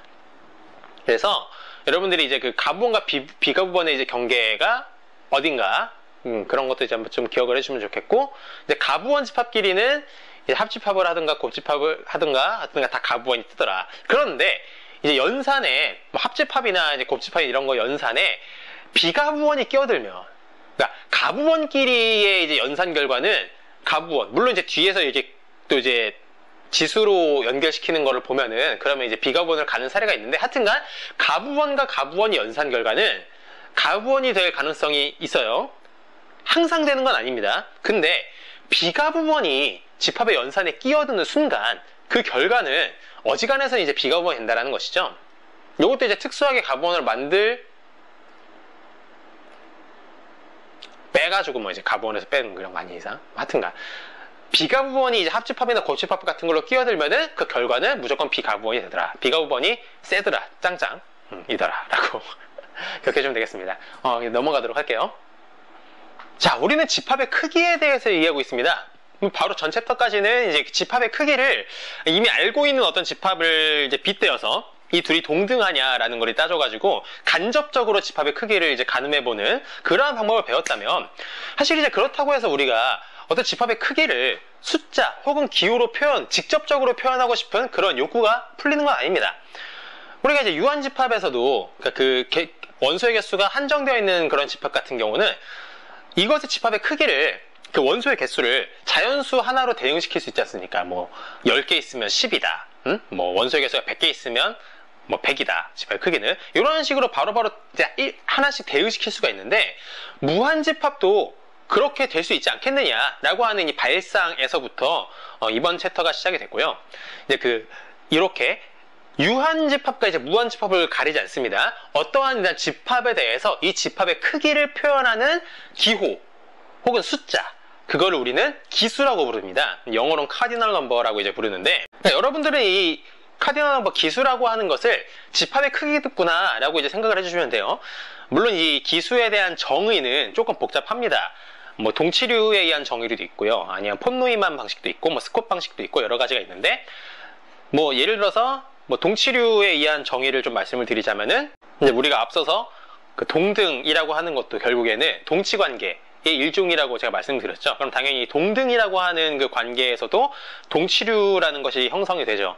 그럼 이 동치류 또는 그 동치류의 원소에 해당하는 크기, 집합의 크기를 우리는 이제 기수라고 이렇게 정의를 하는데, 물론 이제 지금은 이거를요, 여러분들이 엄밀하게 그 의미를 해석하는 게 지금은 쉽지 않습니다. 나중에 좀 더 이제 다른 이제 과목들을 많이 좀 섭렵을 해야 여러분들이 이게 보다 멋있으신지. 사실 그거 자체가 또 하나의 학문 분야거든요. 이 수라고 하는 것의 본질이 무엇이냐, 이걸 이제 파고들기 시작하면 그거 자체도 이제 수학에서 하나의 학문 분야가 됩니다. 그래서 여러분들이 지금은 이제 그냥 기수라는 것이 어떤 집합의 크기를 표현하는 것이고, 그것이 뭐 숫자로든 기호로든 대응되는 하나의 개념이구나, 이렇게 생각을 해주면 되겠고, 우리가 이제 그 수라는 것을 말을 할 때 이제 뭐 다행이라 하면 다행이죠. 우리가 늘 그 정의를 이제 읊으면서 그 수라는 것을 파악하진 않거든요. 우리가 이제 자연수나 이런 것들도 자연수라는 게 무엇이냐라는 걸 탐구해서 자연수를 이제 처음부터 쓰진 않죠. 어느 정도는 이제 그 개념적으로 그냥 이런 것이 개념이 있다라는 것부터 시작을 해서 성질을 이제 자연수가 갖는 성질, 그리고 뭐 그것에 대한 이제 연산 활용에 대한 이제 그런 쪽으로 이제 우리가 가면서 이거 이런 거구나라는 감을 이제 잡아가죠. 마찬가지입니다. 이 기수라는 것에 대해서도 지금은 이 정도로 이제 말씀을 드리고요. 이 기수라는 것이 갖는 성질들과 그리고 이것이 이제 연산에 어떻게 활용이 되는지, 그거를 이제 학습을 하는 방식으로 일단 이번은 할 거예요. 그 기수에 대한 내용은요. 그래서 정의를 보면 이렇습니다. 우린 기수를 뭐라고 한다? 유한집합과 무한집합을 가리지 않고 이제 집합의 크기를 표현하는 수를 우리는 기수라고 부르더라. 그래서 카디널 넘버의 이제 앞에서 CILD에서 A라고 쓰던가, 아니면 이제 저는 이렇게 기호를 많이 쓸 겁니다. 이제 넘버 샵 해가지고 A라고 써주면은 집합 A의 크기구나 라고 생각하시면 돼요.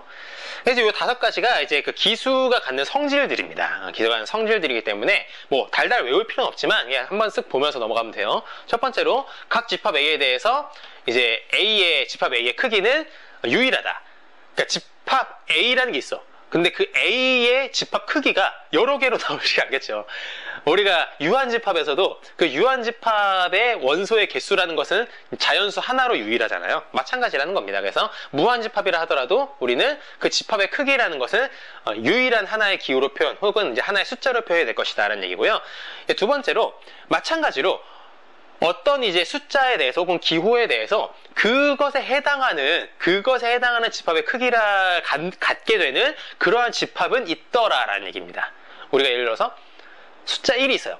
그럼 숫자 1이라는 집합의 크기를 갖는 그 집합이라는 걸 만들 수 있지 않습니까? 집합에 이제 뭐 원소 하나만 넣으면 되니까. 0이라고 하는 게 있어요.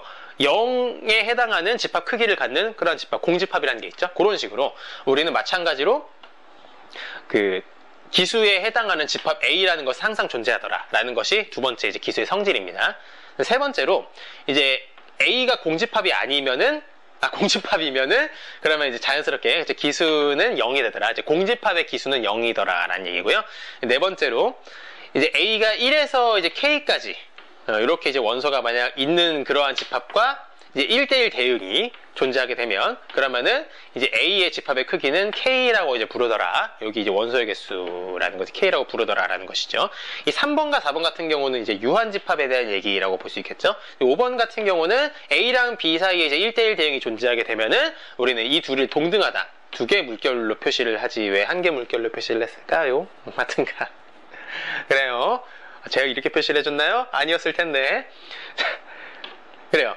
근데 이렇게 해도 뭐 크게 문제는 없죠. 1대1 대응이라고 보니까. 근데 우리는 이제 보다 좋은 것은 동등하다라고 표현해주는 게 좋겠고, A랑 B가 서로 동등한 집합이라 하면은 A 집합의 크기와 B 집합의 크기는 서로 같더라라고 이제 우리가 얘기를 하더라라는 거죠. 1, 2번은 어떤 이제 집합에 대해서 그 집합에 해당하는 기수가 존재할 것이고, 어떤 이제 기수라는 것이 있었을 때 그것에 해당하는 집합이라는 것이 유일하게 또 마찬가지로 존재할 것이다라는 게 1, 2번. 3, 4번 같은 경우는 이제 유한 집합에 이제 해당하는 얘기, 그리고 5번 같은 경우는 이제 무한 집합의 세계에서 우리가 많이 다루게 될 이제 개념인 것이죠. 자, 그리고 이제 우리는 집합 중에서 유한 집합의 기수를 이제 유한 기수라고 부르고요. 이제 무한 집합의 기수는 초한 기수라고 부릅니다. 그래서 이제 대표적으로 이제 많이 쓰는 이제 초한 기수, 무한 집합의 이제 기수로는 이제 알레프 제로, 알레프 널이라고 부르기도 합니다. 알레프 널 혹은 이제 알레프 제로. 요 알레프라는 건 요건 이제 히브리 문자입니다. 그리고 이제 그 가부원 집합의 기수인 거죠. 그러니까 자연수 집합의 이제 기수를 우리는 알레프 제로라고 합니다. 왜 제로가 붙냐 하면 알레프 이제 1도 있고 알레프 2도 있고 사실 그래요. 근데 이제 그건 나중에 볼 것이고요. 알레프 제로라고 하면은 자연수 집합의 기수다. 혹은 자연수 집합과 동등한 사이즈를 갖는 모든 가부원 집합들의 기수와 같다라고 생각하면 되겠고요. 그다음에 이제 요 시그마 혹은 이제 C라고 쓰기도 하는데 책마다 이제 요거는 그 연속체의 기수. 연속체라는 거 이제 컨티넘이라고 부르는데 그 왜 연속체라고 하느냐? 이거 설마 이것도 좀 길어요. 이렇게 생각하면 좋겠어요. 이제 우리가 처음 생각했었을 때 그 갈릴레오 갈릴레이가 얘기했었던 거, 선분에 해당하는 어떤 선분이 있어요. 그 선분에 포함되는 모든 점에 해당하는 집합, 그런 걸 이제 연속체, 쉽게 얘기하면 그래요. 그래서 이제 그 연속체라고 하는 거 여러분들이 약간 생각했었던 그냥 실수의 집합이라고 생각하면 돼요. 그러니까 연속적으로 이어진 실수다. 나중에 또 연속체에 대해서 다루면 또 한참 얘기를 할 겁니다. 하여튼간 연속체의 기수, 실수 집합과 같은 사이즈를 갖는 녀석을 우리는 시그마라고 표현한다. 이 시그마는 그리스 소문자인데요. 요거 C라고 쓰기도 하더라. 네, 시그마라고 합니다. 뭐 알레프 제로라든가 시그마라든가 이런 이제 표현은 칸토어, 이제 집합론, 현대 집합론의 창시라고 볼 수 있는 이 칸토어가 처음 이제 다 쓴 기호들이고요. 당연히 우리가 여기서 이제 알레프 제로보다는 이 시그마가 더 클 것이다. 라고 이제 여러분들이 기억해 주시면 되겠네요. 넘어갑시다. 자, 그 다음 우리가 이제 집합 A의 기수와 집합 B의 기수에 대해서 집합 A 기수보다 집합 B의 기수가 더 크다 라고 하는 개념을 어떻게 받아들이느냐. 집합 A는 집합 B의 어떠한 이제 부분 집합, 이 집합 B에서 부분 집합을 만들었었을 때 그 부분 집합 중에 어떤 것은 집합 A랑 동등이 된다. 그런데 그 반대는 되지 않아. 즉 B라는 집합은, 이 오른쪽에 있는 B라는 집합은 A에서 어떠한 부분 집합을 만든다 하더라도 동등이 될 수 없는 상황에서 우리는 얘보다 얘가 더 크다라고 이제 말을 합니다. 이 정의는 이미의 어떤 두 초한 기수에 대한 순서의 정의랑도 이제 같은데, 당연히 이건 이제 여러분들이 유한 집합의 세계로 끌고 온다고 해도 전혀 문제가 없죠. 그 경우에는 자연수 순서가 이제 되는 것이고, 좀 더 내용들을 세부적으로 살펴보면은 집합 A라는 이제 자기 자신 집합에 대해서로 이제 그 기수를 비교해보면은 당연히 이상이라고 쓸 수 있습니다. 이게 등호가 있죠. 등호가 있기 때문에 자기 자신에 대한 집합의 기수 두 개는 당연히 이제 등호로서 이상이라고 표현할 수도 있겠죠. 두 번째로 이거 되게 중요합니다. 여러분들이 강의록에도 이거 두 번째 거는 좀 별표를 쳐주고요. 이게 이제 칸토어 번슈타인 정리입니다. 칸토어 번슈타인 써주세요. 칸토어 번슈타인 정리. 그래서 칸토어 번슈타인 정리라고 그러는데 되게 자주 씁니다. 이게 내용을 보면은요, 어떤 두 집합의 기수가 같다라는 것은 그럼 뭐냐라는 거예요. 그래서 이제 그거 보면은 A가 B의 부분 집합과 동등이고 그 반대로 B도 A의 부분 집합과 동등이면, 그러니까 여기서 이제 요거가 되고 얘가 되기도 한다라는 것이죠. 그래서 부분 집합과 동등이고 얘의 부분 집합과 동등이면은 그러니까 서로가 양방향으로 이렇게 화살을 날릴 수 있게 되면은 그럼 우리는 A랑 B는 동등이더라 라고 얘기를 한다라는 겁니다. 직관적으로는 당연하죠. 이상이고 이하야. 그러면 당연히 등호가 남겠죠. 직관적으로 명쾌해서 증명은 제가 지금 여기서는 증명 생략할 텐데 수학 전공하시는 분들 같은 경우는 이 칸토어 번슈타인 정리 같은 경우는 달달 꿰고 있어야 돼요. 어렵진 않아요. 증명이 어렵진 않지만 괜히. 자, 그래서 요거 이제 2번 같은 경우 여러분 별표 치고 기억을 해주시고요. 그 다음에 세 번째 같은 거 보면은 A의 집합과 이제 B 집합의 기수가 만약에 이제 이상으로 이렇게 되고 마찬가지로 B랑 C에 대해서 이렇게 되면은 우리는 추이 관계처럼 이렇게 쓸 수 있겠죠. 그래서 A 집합의 기수와 C 집합의 기수가 또 이상이란 이런 관계로 이어질 수 있더라라는 얘기입니다. 자, 우리 기수는 집합의 크기인데 유한집합 같은 경우는 그것이 자연수로 나오죠. 그 집합의 크기가. 무한집합 같은 경우는 이제 우리가 알레프 제로라든가 뭐 시그마라든가 혹은 다른 이제 기호들로 이제 표현이 될 텐데, 하여튼 이 기수라는 것도 상당히 이 자연수랑 뭔가 닮아 있더라라는 거예요. 그래서 자연수를 이제 연산하듯이 이 기수도 연산하는 것이 어느 정도는 가능하더라라는 얘기인데, 그래서 이제 기수에 대한 합과 곱부터 이제 봐주면은요, 이 기수끼리의 합이라는 것은 서로 소인 두 집합 A랑 B에 대한 이제 기수를 각각 스몰 a, 스몰 b라고 했었을 때, A 더하기 B는 이 둘의 합집합의 이제 기수와 같더라. 이제 서로 소라고 이제 잡아준 이유는 이게 만약 교집합이 있으면 그 교집합 영역만큼을 제외시켜야 되기 때문에 여러분들이 그냥 A랑 B가 서로 이제 두 집합이 따로따로 이렇게 떨어져 있었을 때 이것의 기수랑 이것의 기수를 합한 것은 이 둘의 합집합의 기수와 같더라. 서로 소라는 거 너무 신경 쓰지 마세요. 그냥 교집합 없애주려고 한 거예요. 정의입니다. 그 다음에 이제 기수의 곱이라고 하는 건 뭐냐? 집합 A랑 B의 기수가 각각 스몰 ab라고 했었을 때 A, B의 곱은 실제로 A랑 B의 곱집합의 기수와 같더라. 잘 봅시다. 제가 이렇게 적진 않을게요. 여러분들 필요하다 싶으면 받아 적으세요.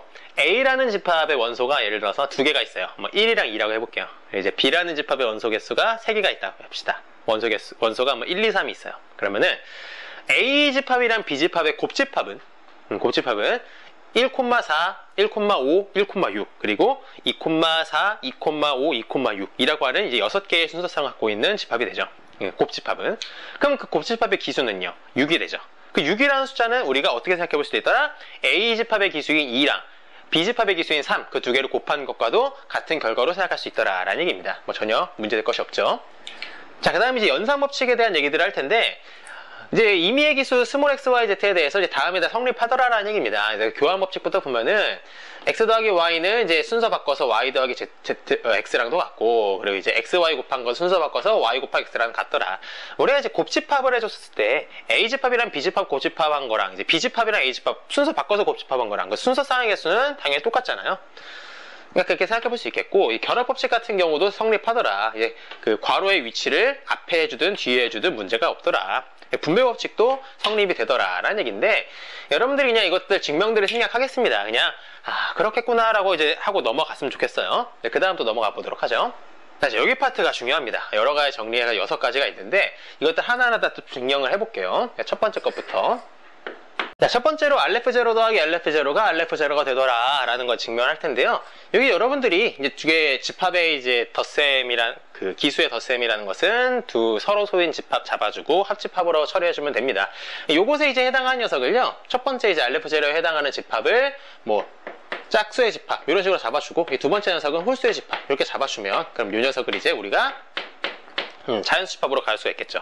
당연히 이제 그 앞에서 이제 봤다시피 짝수의 집합이라는 것은 우리가 자연수 집합과 이제 동등하기 때문에 우리는 가부원 집합의 기수인 RF0를 쓸 수가 있겠고요. 얘도 마찬가지로 홀수 집합도 자연수 집합과 동등하기 때문에 쓸 수가 있겠죠. 근데 이 둘의 이제 합집합은 짝수 집합이랑 홀수 집합은 서로 소죠. 서로 겹치는 영역이 없기 때문에 우리가 이 둘의 합집합 결과가 얘가 이제 나온다라는 것을 덧셈으로, 기수의 덧셈으로 표현할 수가 있겠더라. 이렇게 해서 간단하게 증명할 수 있겠고요.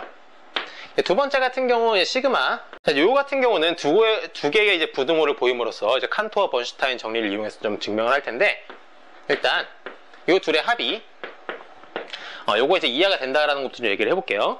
일단 요 첫 번째 시그마에 해당한 녀석을 0과 1 사이에 계유관으로 잡아주도록 하죠. 요 녀석은요, 이제 1과 2 사이로 잡아볼게요. 오케이? 그렇게 한다 치면은요, 이 둘은 이제 서로 소죠. 이 둘을 이제 합집합한다 해봐요. 합집합하면은 0과 2 사이인데, 근데 요 사이에 낀 녀석은 1은 제외가 되죠. 왜? 얘가 이제 계유관이니까 1 자체는 없기 때문에. 그럼 이거 두 개 합집합한 결과는 이제 0과 2 사이에 이 녀석이 포함이 되죠. 뭐 사실 등호를 넣어도 상관없고요. 그런다 치는데 요거 오른쪽에 이 녀석에 해당한 녀석을 0과 1이라고 우리가 잡아준다 치면 이 둘이 동등하다라는 것은 쉽게 보일 수가 있죠. 뭐 fx가 2분의 1x다 뭐 이런 식으로 잡아주면은 여러분들이 충분히 함수 단사로 잡아낼 수 있고요. 따라서 요 녀석이 동등하다라는 걸로써 이제 요게 부등호가 성립하더라라는 거. 두 번째로 뭐 시그마가 요거는 뭐 이제 그냥 트리비얼하게 자명하다. 왼쪽에 이제 하나만 있고 오른쪽에 두 개 있으니까 더했으니까 요건 그냥 자명. 이렇게 하고 넘어갈게요. 그렇게 함으로써 얘도 성립하고 얘도 성립하니까 칸토어 번슈타인 정리에 의해서 얘가 되더라라는 거. 세 번째가 이제 알레프. 이것도 이게 두 개로 보일 텐데 첫 번째로 알레프 제로 더하기 이제 시그마가 시그마보다 이하다라는 것을 어떻게 설명할 거냐면 이 녀석은 이제 우리가 자연수집합으로 합시다. 얘는요 0과 1 사이로 잡아주죠. 그러면 얘랑 이제 얘는 서로수죠. 얘는 0과 1 사이에 이제 소수들이고 얘는 1부터 쭉 있는 자연수니까 우리가 이 둘을 합집합을 해주면은요 당연하게 얘는 이제 실수집합. 그러니까 실수집합은 마이너스 무한대에서 플러스 무한대까지 모든 실수 이것에 이제 포함이 되죠.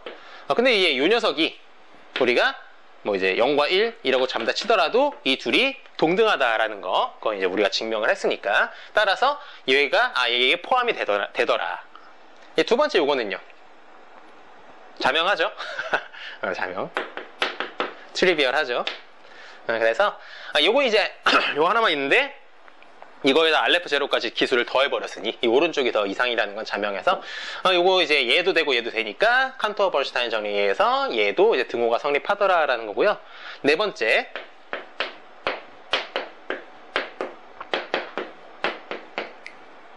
자 이거는 우리가 앞에서 증명을 이미 했습니다. 뭐 요거 이제 자연수집합이랑 두 이제 자연수집합의 곱집합이라는 것이 이제 결과적으로 자연수집합이랑 동등하다라는 것을 우리가 앞에서 보였기 때문에 요거는 앞에 정리 증명에 의해서 당연히 성립을 할 거고요.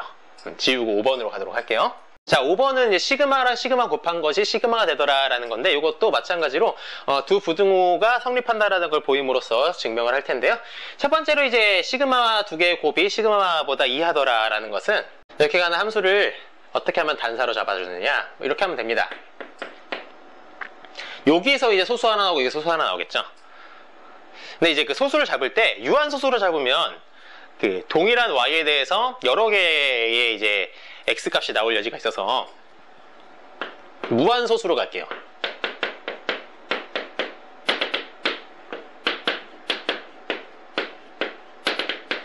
얘가 교차해서 넣으면 되죠.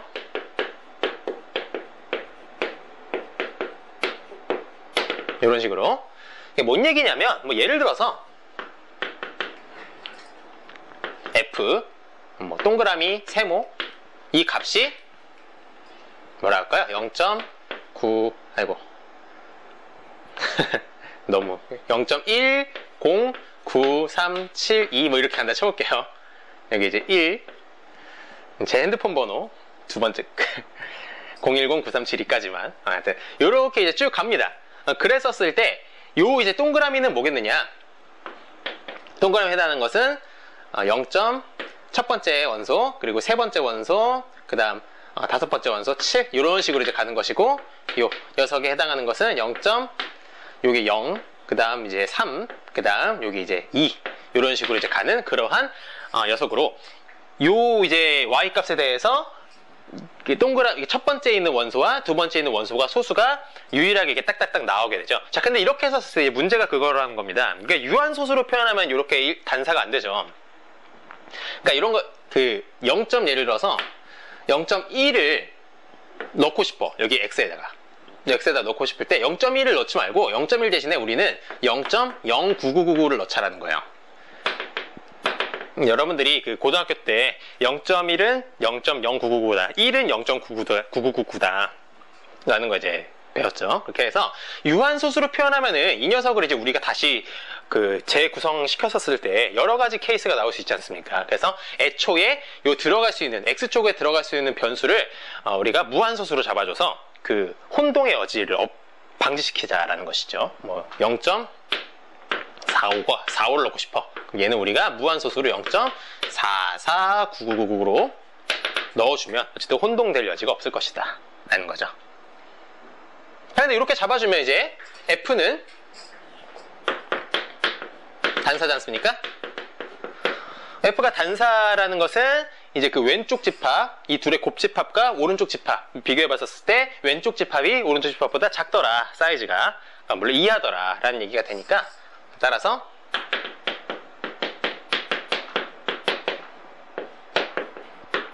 라는 얘기죠. 예, 여러분들 그 단사 함수의 정의상 당연한 겁니다.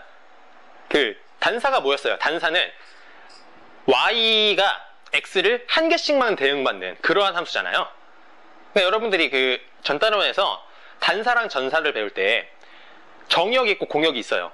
그래서 이제 함수를 보냈어요. 근데 그것이 단사야. 그러면은 여기서 이제 그 y쪽에서 하나씩만 이렇게 받는데, 근데 이제 공역 쪽에서 이렇게 해서 치역보다 더 많은 원소가 남게 되면 전사가 아닌 거고, 이제 그 남는 원소가 없을 때 이렇게 한 개씩만 대응시켰을 때 딱 정확하게 치역과 공역이 같아지면은 그럼 우리는 그거를 전사라고 불렀잖아요. 근데 단사라는 것은 최소한 뭘 얘기를 하는 것이다? 단사라는 건 정의역의 그 원소 개수가 공역의 원소 개수의 이하이기 때문에 단사가 나올 수 있는 거거든요. 그래서 여러분들이 단사의 정의상 곰곰이 생각해보면 당연하다라는 게 느껴질 거예요. 그래서 얘가 되더라. 두 번째,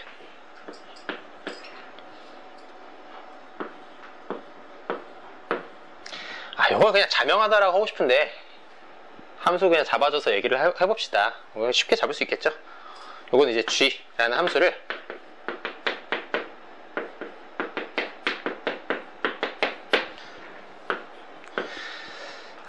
x를요 순서쌍으로 만들게요. 무슨 소수 좋아하시나요, 여러분들? 0.5 같은 거 넣을게요. 그러니까 이런 얘기입니다. 이제 그 예를 들어서 g에 0.1이야. 그럼 얘는 순서상 0.1, 0.5 이렇게 두 개가 나온다는 거죠. 그러면 얘는 이제 그 0,1 곱하기 0,1 요것에 이제 원소가 되지 않습니까? 만약에 g에 0.2야. g에 0.2면은 0.2, 0.5가 되는 거고요. 0.5는 그냥 그 구색 맞춰주기 위해서 이 오른쪽에 있는 0,1이라고 하는 이 집합의 원소로서 하나 대응시켜 준 거예요. 여러분 0.1로 쓰든 0.9로 쓰든 다 상관이 없고요. 그래서 그 단사함수만 예쁘게 잘 만들어주면 되더라 라고 하면은, 그러므로 이제 얘도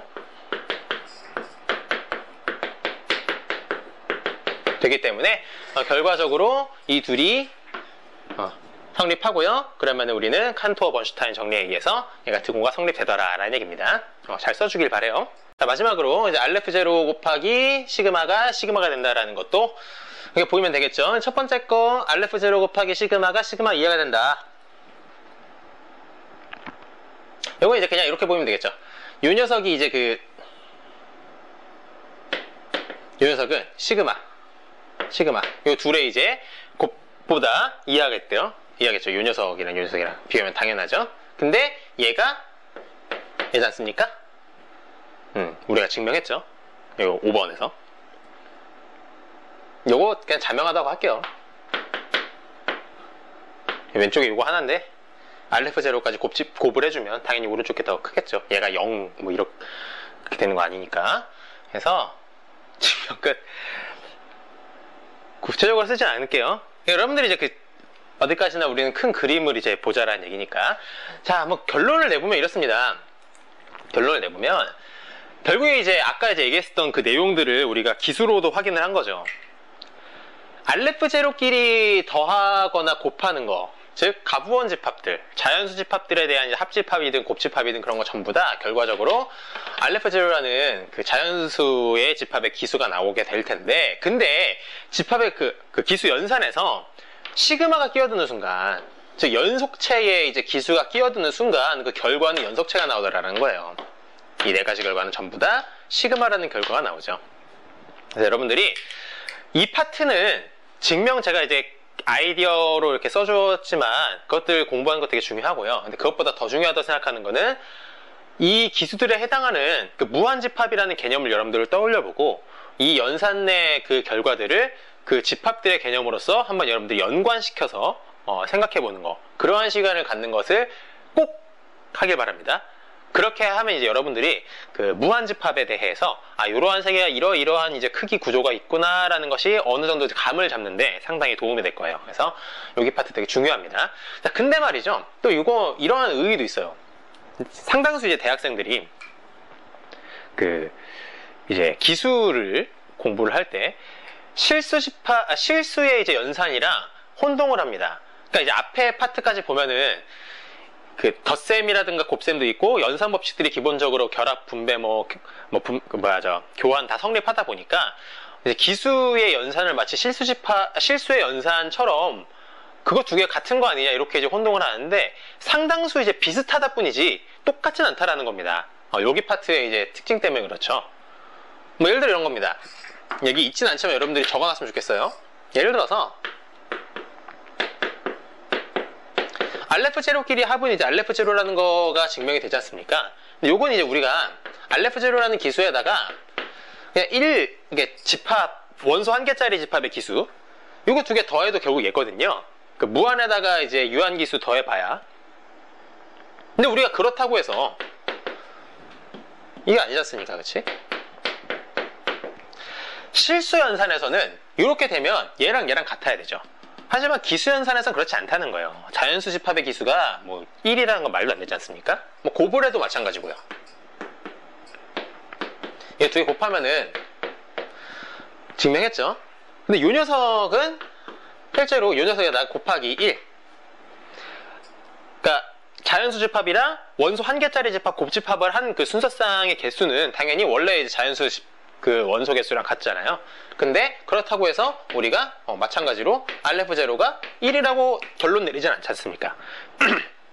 그래서 닮아 있다 뿐이지 그 연산이 실수 연산이랑 똑같진 않다라는 거예요. 여러분들이 그 혼동하지 않았으면 좋겠습니다. 그래서 이거까지 좀 적어주고 넘어갔으면 좋겠네요. 자, 우리가 말이죠. 덧셈을 누적하면 곱셈이 되고 곱셈을 누적하면 거듭제곱이 됩니다. 지수가 된다. 그 얘기죠. 뭐 예를 들어서 2를 10번 더하면 2 더하기 2 더하기 2를 해서 2를 10번 더하면은 2 곱하기 10이 되고요. 2를 10번 곱하면 2 곱하기 2 곱하기 2 곱해서 2를 10번 곱하면 2의 10거듭제곱, 2의 10승이 되죠. 기수는 어떨까? 우리가 기수 이제 앞에 파트에서 기수의 합과 곱을 봤는데 그럼 기수에 대한 거듭제곱, 즉 기수의 지수 형태는 대체 무슨 의미를 갖는가라는 걸 이제부터 좀 보도록 할 겁니다. 이제 정의부터 먼저 보면은요. 집합 A랑 B에 대해서 A집합의 기수를 스몰 m, B집합의 기수를 스몰 n이라고 했었을 때 일단 첫 번째로 B집합의 A집합 거듭제곱 형태로 이렇게 표현한 것은 처음 보는 거 아닙니다. 저번에 이제 함수 단원 했었을 때 제가 살짝 이제 언급만 하고 넘어갔던 기억이 있어요. 기억 안 나시면 지금부터 보면 됩니다. 하여튼간 이건 이제 뭐였었냐면은 A에서 B로의 함수를 말하는 거였거든요. 위에 있는 거에서부터 아래로 이제 가는 그러한 함수. 여기 이제 보면 정의상 봤었을 때 A에서 B로의 함수라는 것을 끌어모은 집합을 이제 우리는 B의 위에다가 A를 지수 형태로 올려줍니다. 그것의 이제 그럼 기수는 뭘까요? 그 기수는 이렇게 나온다라는 건데 예를 들어볼게요. 자, 이렇게 A라는 집합이 1, 2, 3 원소를 있고요. B라는 집합이 4, 5라는 원소가 있습니다. F가 A에서 B로 가는 이제 집합, 함수. 그것에 우리가 총 개수는 몇 개입니까? 여기서 여기로 가는 함수의 총 개수는 1은 둘 중에 하나, 2도 둘 중에 하나, 3도 둘 중에 하나 딱딱 골라 잡으면 되겠죠. 그래서 2 곱하기 2 곱하기 2. 요거 이제 8이죠. 근데 우리가 요거를 2의 3승이라고 쓰기도 하죠. 근데 우리가 요걸 보면은 이 A라는 집합의 기수가 3이고 B라는 집합의 기수가 2거든요. 그러니까 요거를 얘를 이렇게 쓸 수 있다는 거죠. 요렇게요. 그래서 여러분들이 이 내용이 이런 말이구나. 그래서 우리 혼동하지 말아야 될 거는 그 순서를 착각하지 마세요. 순서가 위에 있는 거에서 밑으로, 그러니까 지수에서 밑으로 가는 그러한 함수들의 집합을 말하는 것이 우리가 B의 A 거듭제곱 형태로 이렇게 표현을 해준다라는 겁니다. 자, 이제 밑에 보면은요, 이제 특수하게 B라는 집합이 이제 0과 1이라는 두 개의 원소만 갖고 있을 때는요, 그때는 우리가 요것을 이렇게 쓸 수도 있겠지만 이거를 이제 우리가 간략하게 추격해서 2의 A 거듭제곱이라고 쓰기도 한다라는 거.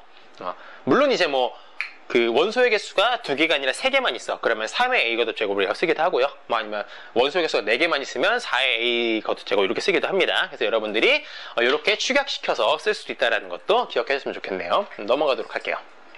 자, 이제 우리는 오늘의 마지막으로 기수의 지수에 대한 여러 가지 정리들을 볼 겁니다. 첫 번째로 집합 X에 대해서 X 집합의 기수가 스몰 x일 때 우리는 이 집합 X의 멱집합, 파워셋, 멱집합의 기수는 이렇게 되더라. 2x 거듭제곱이 되더라. 그러니까 이게 이제 이렇게 보면은 이게 어떻게 해석이 됩니까? 2라는 것은 그 원소 2개짜리 집합, 그러니까 즉 X라는 집합에서 그 원소가 2개짜리인 집합으로 가는 그 함수의 총 개수를 말하는 것이죠. 당연한데 예를 좀 들어볼게요. 예를 들어서 x가 1, 2, 3이라고 할까요? 그랬었을 때 우리가 요것에 이제 멱집합 잡아주면 나 원리를 생각하면 어땠습니까? 결국에 이겁니다. 멱집합을 만들 때 여기에 모든 부분 집합들을 긁어 모을 때 이 1이라는 원소를 넣어도 되고 안 넣어도 되고요.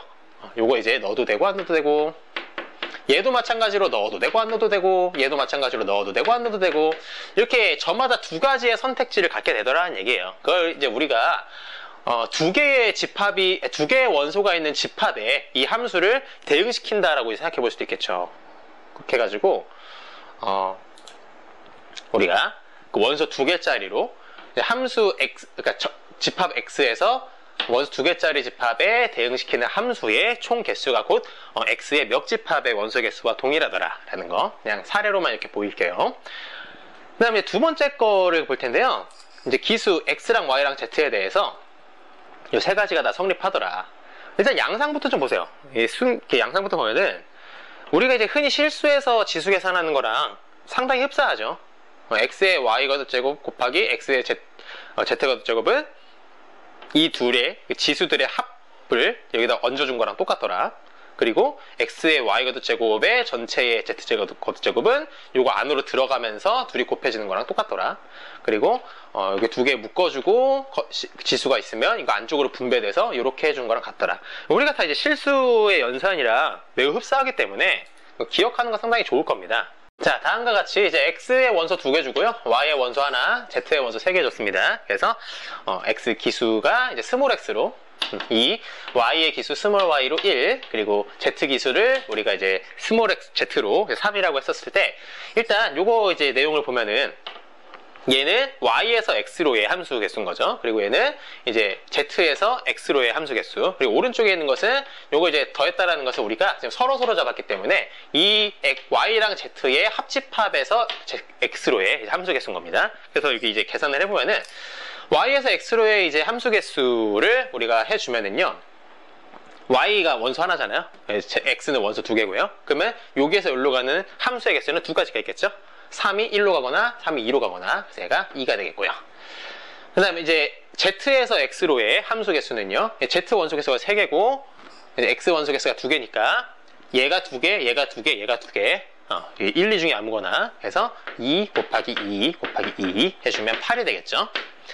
이제 요걸 볼 텐데, y랑 z의 합집합을 해주면요 3, 4, 5, 6이라는 4개의 원소를 갖게 되죠. 위에 거는 그 4개의 원소에서 여기 2개로 대응시킬 수 있는 함수의 개수는 2의 4제곱이 되면서 16이 되죠. 이렇게 해서 결과적으로 2랑 8을 곱하니까 16이 나오더라 라는 식이 성립한다라는 거 사례적으로 지금 보는 겁니다. 다음, 자, 이제 두 번째 볼 텐데, 두 번째 거는 이제 왼쪽 거는요, 이 그러니까 y에서 x로 가는 함수들의 집합, 그것으로 이제 x의 집합이 대응시키는 거죠. 그래서 이런 양상입니다. 이거 오른쪽 보면은 써놨어요. z에서요, 이제 y에서 x로의 함수의 집합인데요. 그러니까 함수의 집합이니까 생각해 봅시다. y에서 x로의 함수 개수는 몇 개죠? y에서 x로의 함수 개수는 3이 1로 가거나 3이 2로 가거나, 그러니까 2가지 이제 함수 종류가 있겠죠. 그치? 뭐 fy는 1이든 fy는 2든 뭐 이렇게 상수함수라고 생각할 수도 있겠고, 아니면 다르게 함수 잡아줄 수도 있겠고, 하여튼간 함수의 종류는 2가지가 있을 거예요. 그래서 제가 그거를 이제 f1 그리고 f2라고 써준 겁니다. 해가지고 이 안에 있는 녀석은 이렇게 두 개의 함수를 원수로 갖고 있겠고요. Z라는 녀석은 4, 5, 6이라는 원수로 갖고 있었죠. 자, 그러면 이제 이 왼쪽 녀석, 이 녀석은 기수가 어떻게 되느냐? 여기서 여기로 가는 함수의 개수는 얘가 두 개, 얘가 두 개, 얘가 두 개니까 2 곱하기 2 곱하기 2를 내주면 8이 되겠고요. 되니?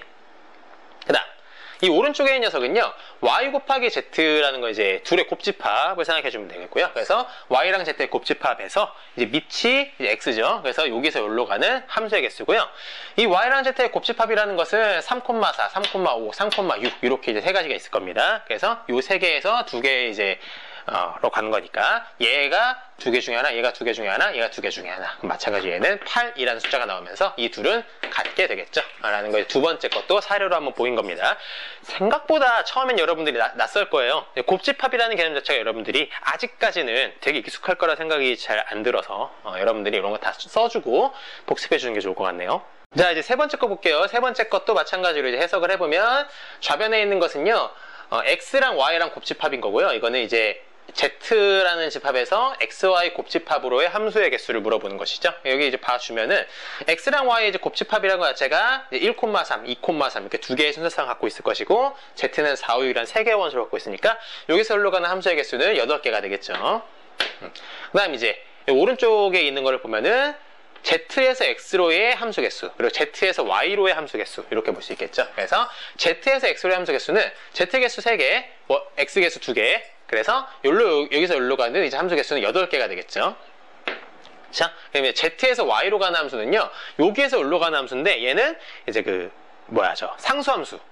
혹은 이제 뭐 어쨌든 간 잡아줬을 때 4에서 3, 5에서 3, 6에서 3이라는 게 하나밖에 없기 때문에 얘의 함수 개수는 한 개밖에 없겠다. 그럼 여러분들이 이 둘의 곱은 얘가 된다라는 것도 이제 결과적으로 알 수가 있겠죠.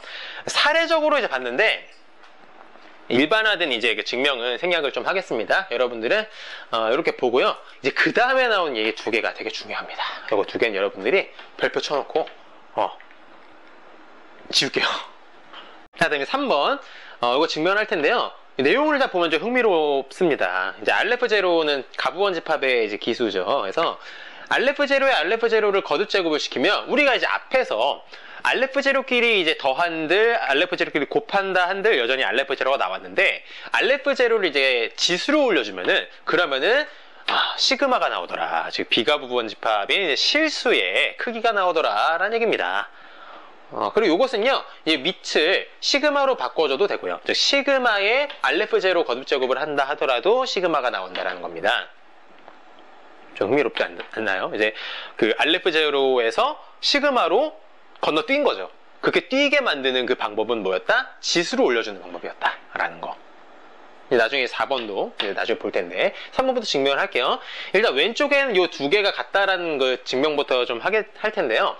이 둘이 같다라는 것은 두 개의 이제 과정을 좀 거칠 거예요. 첫 번째로 이 시그마라는 녀석이 2의 그 RF0 거듭제곱이랑 같다라는 거, 그리고 이 녀석은 또 RF0의 거듭제곱과도 같다라는 거. 그래서 얘가 되고 얘가 되니까 얘가 되는 걸로써 증명을 좀 시킬 겁니다.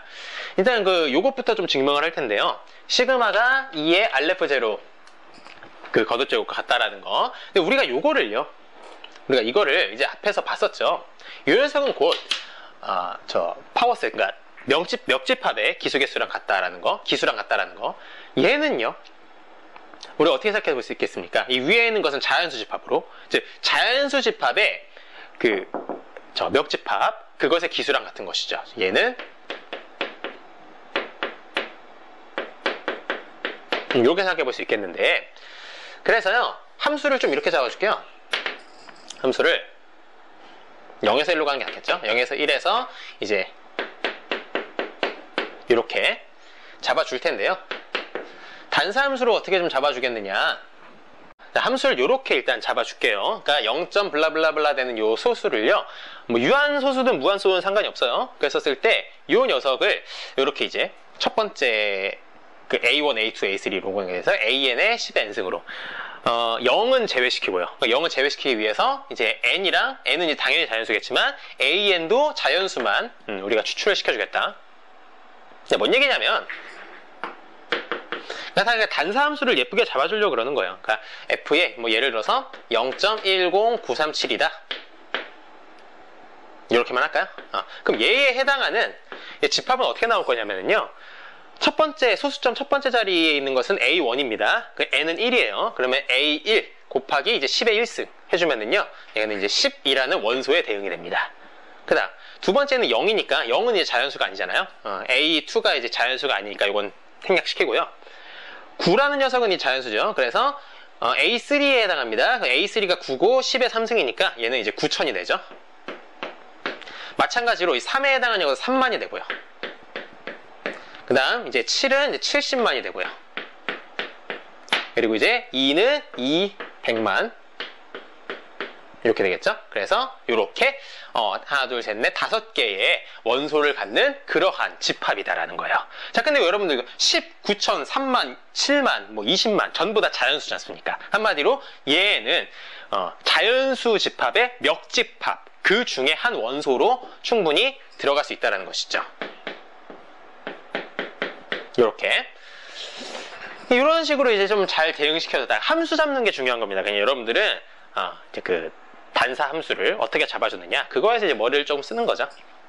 그래서 이렇게 해주면은 이제 f라는 것은 단사기 때문에 요게 이제 부등호가 얘가 얘보다 이하라는 것은 이제 증명이 되는 거고요. 그 다음 두 번째로 이거 좀 지워야 될까요? 여러분 이거 빨리 적어주세요. 지우겠습니다. 이게 단사라는 게 지금 당장 왜 단사인지 모르겠다라는 이제 학생이 있어가지고 학생이 아니죠. 조교가 있어가지고 설명을 하자면 물론 이제 증명을 할 수도 있겠죠. 이렇게 되는 이제 그 집합 생각해봅시다. 이렇게 잡히는 집합을 그러니까 10, 9천, 3만, 7만, 20만 이라는 집합이 있어요. 그 집합에 대응이 되는 그러한 요로 X 이게 여러 개가 나오겠냐라는 거예요. 이렇게 집합 하나가 주어지면 이것에 해당하는 소수는 딱 하나 이렇게 나오겠죠. 그 얘기입니다. 그러니까 단사라는 거 여러분들이 복잡하게 생각하지 말고 하나의 이제 y 값이 있어요. 하나의 y 값에 대해서 여러 개의 x가 파생될 여지가 있냐라는 거예요. 그러니까 그것이 존재하지 않는다라면 여러 개에 파생되지 않고 이렇게 딱 하나 유일하게 예쁘게 잘 잡히기만 한다면 그러면은 이제 우리는 단사 함수로 볼 수 있기 때문에 뭐 이거 여러분들이 수식으로 쫙 해가지고 증명하는 거 그것이 중요하다고 생각하지는 않아요. 이거 여러분들이 이렇게 봐주고요. 지울게요. 자, 그 다음 이제 이 오른쪽 녀석이 왼쪽에 이하라는 거 요걸 이제 증명을 할 텐데요. 이것도 이제 함수를 좀 예쁘게 잘 잡아주면 됩니다.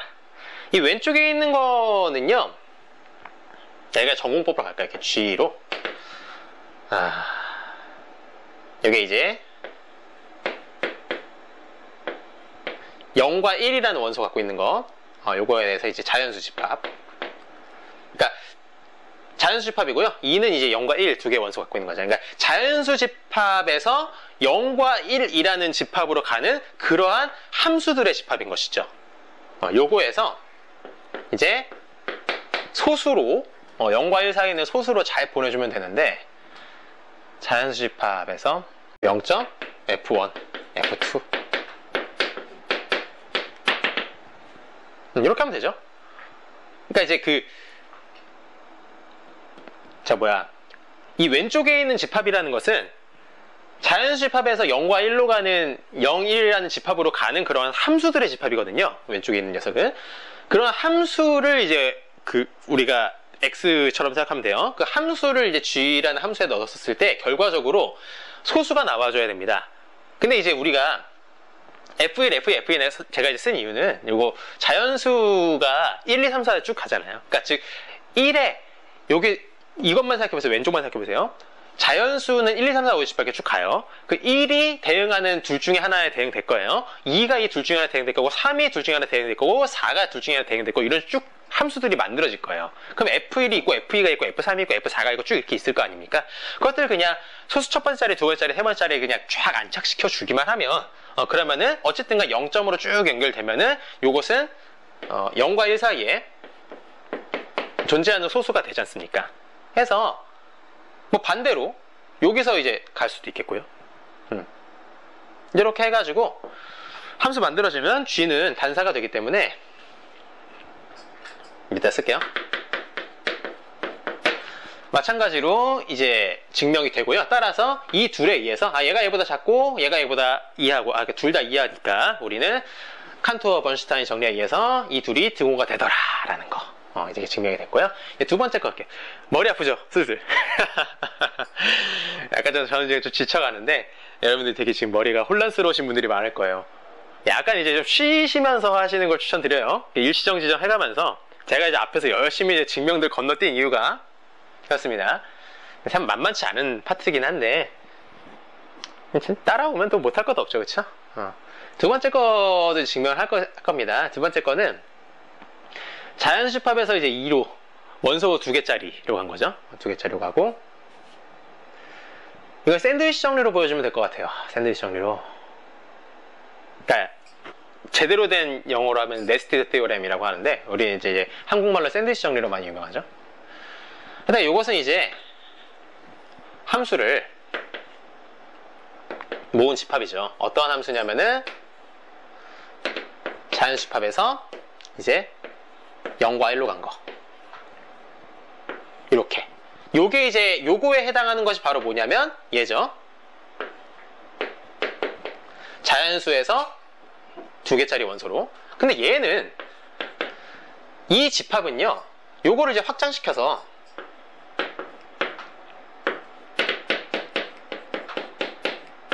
자연수로 잡아주면은요. 얘는 2개밖에 없는데 얘는 원소가 이제 무한개 있으니까 당연히 자연수에서 자연수로 가는 집합의 그러니까 함수의 개수가 얘보다 당연히 많을 겁니다. 근데 이제 요게 바로 뭡니까? 요곳에 해당하는 요 집합에 해당하는 기수가 바로 얘지 않습니까? 요거에 해당하죠. 요거를 더 확장시켜 볼게요. 여기 밑에다 이렇게 쓸게요. 요 녀석은 이제 함수를 잡았으니까 더 확장시켜서 곱집합으로 갑시다. 갑자기 파란 화면에 떠 있어서 당황했어요. 하여튼간 자연수 집합의 이제 곱집합의 생각해봅시다. 이게 그 함수는요. 함수는 관계의 이제 특수한 케이스였고 우리가 관계라는 것이 이제 가장 크게 표현되는 것이 곱집합이었지 않습니까? 그러니까 곱집합은 관계 중에 가장 큰 녀석.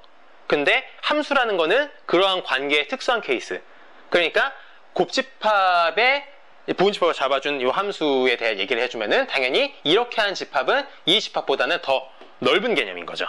그러니까 요것은 이제 우리가 쉽게 생각해서 예로 생각할 수 있겠는데 요 녀석은 또 이제 명쾌하게 멱집합으로 잡아주면 끝나죠. 이제 이 위에 있는 녀석은 자연수 집합의 곱집합.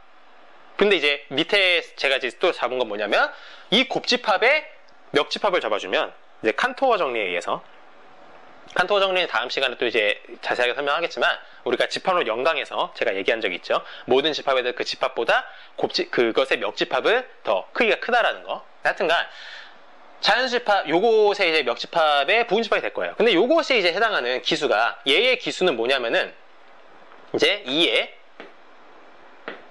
아이고 얘란 말이죠. 그러니까 그 곱집합에서 이제 2개짜리의 원소로 가는 함수의 개수. 얘는 우리가 이제 앞에서 그 알레프 제로의 곱이라는 것은 알레프 제로로 그냥 나온다는 거 증명했었죠. 자, 그래서 결과적으로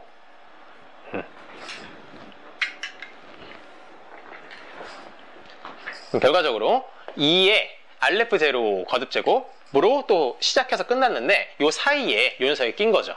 얘는 얘 이상이면서 얘 이하가 됩니다. 그러면 결과적으로 뭐다? 얘랑 얘는 같더라 라고 하는 결론이 나온다라는 것이죠. 자, 그렇게 해서 우리는 뭐다? 얘도 증명됐고 얘도 증명됐으니까 얘는 얘더라 라고 하는 이제 결론이 나온 겁니다. 조금 복잡하죠? 잘 적어놓고 복습해 주시기 바라고요. 아직 3번 끝난 거 아니에요. 이거 지우고 또 진행할게요. 자, 이거 두 번째로 이제 시그마가 시그마의 알레프 제로 거듭 제곱으로 표현이 된다라는 거. 이것도 이제 바로 볼 텐데, 이거는 쉽게 좀 증명할 수 있어요. 이 오른쪽에 이 녀석을 보면은요, 우리가 이제 시그마가 그 방금 그 2의 알레프 제로 거듭 제곱이라는 걸 봤었죠. 그러니까 얘가 이제 왼쪽에 있는 녀석을 2에 이렇게 한번 써봅시다.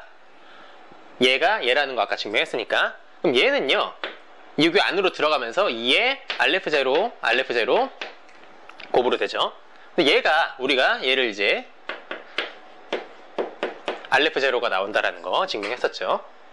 근데 얘가 바로 뭡니까? 시그마지 않습니까? 그치? 그렇게 증명 끝이에요. 간단하죠, 얘는? 그래서 요 세 개가 모두 같더라라는 거예요. 여러분들이 이제 기억해야 되는 건, 제가 아까 이제 잠깐 봤지만, 이 알레프 제로 대신에 뭐 2이든 3이든 이런 자연수를 넣어도 문제가 되지 않습니다.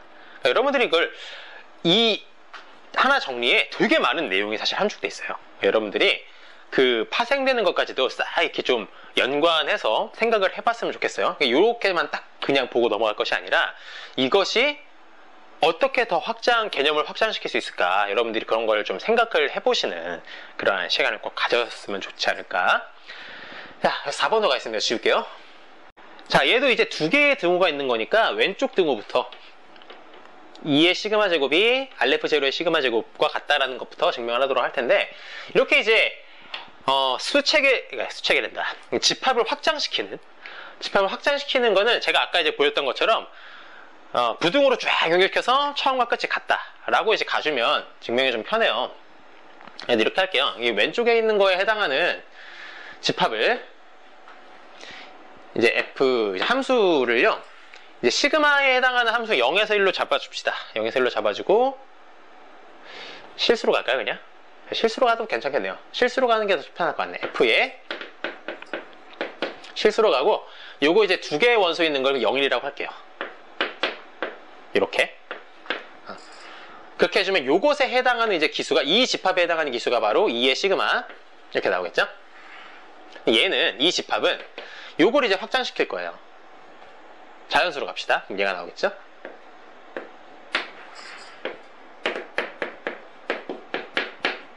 이렇게 잡아주면, 그러면 이제 0과 1 요 두 개밖에 없는데, 얘는 이제 자연수 무한계 있으니까 요 녀석이 이제 해당하는 녀석이 얘잖아요. 그치? 자연수 집합. 그래서 시그마랜다. 알레프 제로에다가 시그마, 이렇게. 근데 요것은 요거 마찬가지로 이제 함수보다 이제 훨씬 큰 개념으로 곱집합으로 가주는 거죠.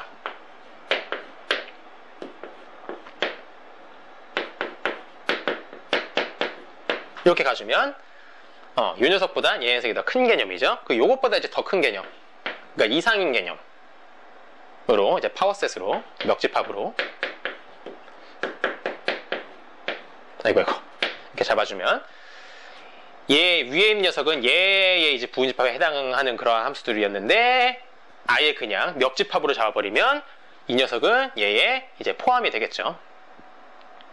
근데 요것에 이제 해당하는 기수가 바로 뭡니까? 요것에 해당하는 기수가 2의 이제 시그마 곱하기 이제 알레프 제로죠. 근데 우리가 알레프 제로랑 이제 시그마로 곱한 것은 그냥 시그마로 표현할 수 있다라는 그거 봤었죠. 따라서 얘도 2의 이제 시그마로 시작해서 2의 시그마로 이제 쭉 이제 표현이 됐는데, 그 사이에 여기 꼈더라. 그래가지고 얘랑 얘는 사실상 같더라라는 증명이 완료가 된 거죠. 2번. 자, 요것도 이제 간단하게 증명됩니다. 이 오른쪽에 있는 거에서부터 요 시그마를 그 2의 알레프 제로 승으로 표현해주면 되겠죠. 그러니까 얘는 시그마로 시작을 할게요. 얘는 2의 알레프 제로, 요것에 시그마 거듭 제곱. 근데 요것이 이제 요 안으로 들어가면서 2의 알레프 제로 곱하기 시그마가 되죠. 근데 요 둘의 이제 곱은 2의 그냥 위에 시그마로 하나로 쓸 수가 있겠죠. 끝났죠. 그치? 그래서 얘는 얘더라 라고 해서 요것도 증명이 됐더라. 그러면 얘가 얘고 해서 요 밑에 4번도 증명이 완료가 됐더라. 자, 이러면 봐야 될 건 뭐냐면, 봐야 될 거는, 자, 봅시다. 시그마가 있어요. 그러니까 그 알레프 제로 이제 그 가부번 집합의 기수죠. 가부번 집합의 기수로부터 비가부번 집합의 기수로 확장시키는 것은 지수가 그 열쇠의 고리였다라는 것을 봤죠. 그런데 이 시그마에 대해서 또 지수로 연결시켜 주면은 이제는 얘가 됩니다. 그리고 당연히 이 녀석은 이 녀석보다 커요. 증명 안 해도 되겠죠. 얘는 뭔데? 얘는 그냥 실수집합이고 얘는 실수집합의 멱집합이니까. 괜찮아? 다시 얘는 뭐라고? 얘는 실수집합, 얘는 실수집합이고 얘는 뭐라고? 실수집합에서 원소 2개짜리로 이제 함수 꽂아준 거, 그건 우리가 곧 이 위에서 봤다시피 멱집합으로 볼 수 있겠죠. 즉 실수집합, 동일한 실수집합 R에 대해서 한 녀석은 그냥 실수집합이고 한 녀석은 실수집합의 멱집합이니까 얘는 얘보다 작다라는 거죠. 즉 다시 얘가 얘보다 작더라라는 거. 그래서 여러분들이 지수를 이용해주면, 그 기수를 이제 지수로 올려주면 더 큰 집합으로 확장시켜 나갈 수가 있겠구나 라는 거를 본 겁니다. 여러분들 이게 제가 사실 이번 단원에서 연속체가설까지 이제 다룰까 했었다가 분량이 너무 많아져서 연속체가설은 다음 강의 때 이제 하려고 해요. 그래서 아마 집합론이 총 8강의가 될 텐데 원래 이제 7강으로 계획을 했었어요. 원래 이제 기수 단원에서 연속체가설까지 다루려고 했었다가 너무 분량이 많아지는 것 같고, 여러분들이 좀 이 내용들 기수에 대해서 충분히 좀 고찰하는 시간을 가진 다음에 이제 연속체가설을 제가 다루는 것이 보다 의미가 여러분들이 와닿을 것 같아서 다음 시간으로 좀 미루도록 할 겁니다. 그래서 자, 여기까지 여러분 수고하셨고요. 오늘 이제 다룰 내용들은 다 끝났습니다. 자, 일단 요거 지우고 이 이야기를 더 진행을 해보도록 할게요. 자, 오늘 참 중요한 내용을 다뤘습니다. 여러분들이 내용 많았죠? 하나하나 곱씹어 가시면서 이제 복습을 하시고 생각을 해 보시다 보면 이쪽 세계가 상당히 재밌어요. 여러분들이 그 무한의 영역이라는 것을 탐구한다라는 게 되게 생각할 여지도 많고, 그쪽에 그러니까 괜히 이제 학문 분야가 또 새로이 펼쳐지는 거가 괜히 생기는 게 아니죠. 재밌으니까. 그래서 공부하고 싶으니까 연구가 진행이 되는 거예요. 여러분들이 지금은 당장 와 어렵다. 그래도 제가 상당히 좀 간추렸는데 자, 이제 오늘 과제가 있습니다. 한번 다 좀 풀어보시길 바라는데, 문제는 마찬가지로 4문제로 이제 제가 만들었고요. 첫 번째부터 보면은 일단 그 기수들을 구하는 거 이제 간단하게 우리가 배웠던 내용들로 한번 계산해 보시오라는 이제 문제고요. 이제 A의 기수, B의 기수, A 곱집, 이게 괄호가 지금 빠졌네요. 요거 괄호 넣어줘야 됩니다. 그래서 A랑 B의 곱집합의 기수, 그리고 요것도 괄호 이렇게 있는 게 좋겠네요. 그래서 B의 A 거듭 제곱의, 그러니까 A에서 B로의 함수의 이제 기수인 거죠. 그냥 암산으로 사실 되죠. 두 번째 문제는 정수집합 Z랑 유리수집합 Q랑 이제 실수집합 R은 모두 이제 무한집합이라는 것, 각각 이제 보이라는 얘기인데, 이제 무한집합이라는 것을 보이는 것은 기수 건드릴 필요 없습니다. 앞의 내용들을 이용해서 여러분들이 보이면 되고요. 여기 이제 보이시오 있고 이거 증명하시오 있는데, 보이시오 영어로 show로 시작을 하고 이제 증명하시오 영어로 prove로 시작을 하죠. 근데 여러분들이 보이시오도 증명하시오 둘 다 증명이에요. 증명인데 이제 보통 보이시오라고 얘기하는 것은 좀 가벼운 증명일 때, 간단하게 얘기할 수 있을 때 그냥 보이시오라고 보통 표현합니다. 그러니까 좀 쉬운 문제다 그 얘기죠. 3번은 정수집합이랑 자연수집합의 곱집합, 정수집합끼리의 곱집합, 유리수집합끼리의 곱집합은 모두 다 가부원집합이라는 것을 증명하시오. 이고요. 이제 마지막 문제 같은 경우는 이제 오늘 다루지 않았었던 내용 중에 요거 이제 두 번째 거는 뭡니까? 요거는 이제 실수에서 유리수를 뺀 겁니다. 실수집합에서 유리수집합 빼면 요것이 곧 이제 무리수집합이죠. 무리수집합의 기수, 무리수집합의 기수도 시그마라는 거, 그리고 복소수집합 C, 복소집합 컴플렉스 넘버, 복소수집합의 기수도 시그마가 나온다라는 거. 그러니까 앞에서 이제 복소수집합은 당연히 실수집합을 포함하고 있기 때문에 비가부원집합이라는 건 당연했지만, 그것의 구체적인 기수가 또 시그마가 된다라는 거, 라는 것도 여러분 증명하라는 얘기인데, 지금 당장엔 이거 어떻게 증명해? 이럴 거예요. 여러분들 아마 오늘 이제 처음 다 봤으니까. 근데 제가 이제 오늘 다룬 내용들을 다시 한번 싹 이렇게 되새김질 하시다 보면은 이거 충분히 다룰 만한 여지가 느껴지실 겁니다. 그래서 그까지 한번 여러분들이 풀어보시고 다음 시간에 제가 이제 해설을 할 때 같이 답을 맞춰보면 좋겠네요. 자, 오늘 준비한 강의 여기까지입니다. 여러분들 오늘 상당히 많은 내용들을, 그리고 또 중요하고 쉽지 않은 내용들을 또 받아들이시느라 머리가 꽤나 아프셨을 텐데 매우 격려 격려의 박수드리고요. 이제 집합론에 벌써 후반부입니다. 이제 얼마 남지 않았어요. 여러분들이 오늘도 즐겁게 이제 수학의 세계를 탐구하시는 시간을 갖기를 바라면서 저는 또 다음번에 강의로 여러분들을 찾아뵙도록 하죠. 다음 시간에 뵙도록 하겠습니다.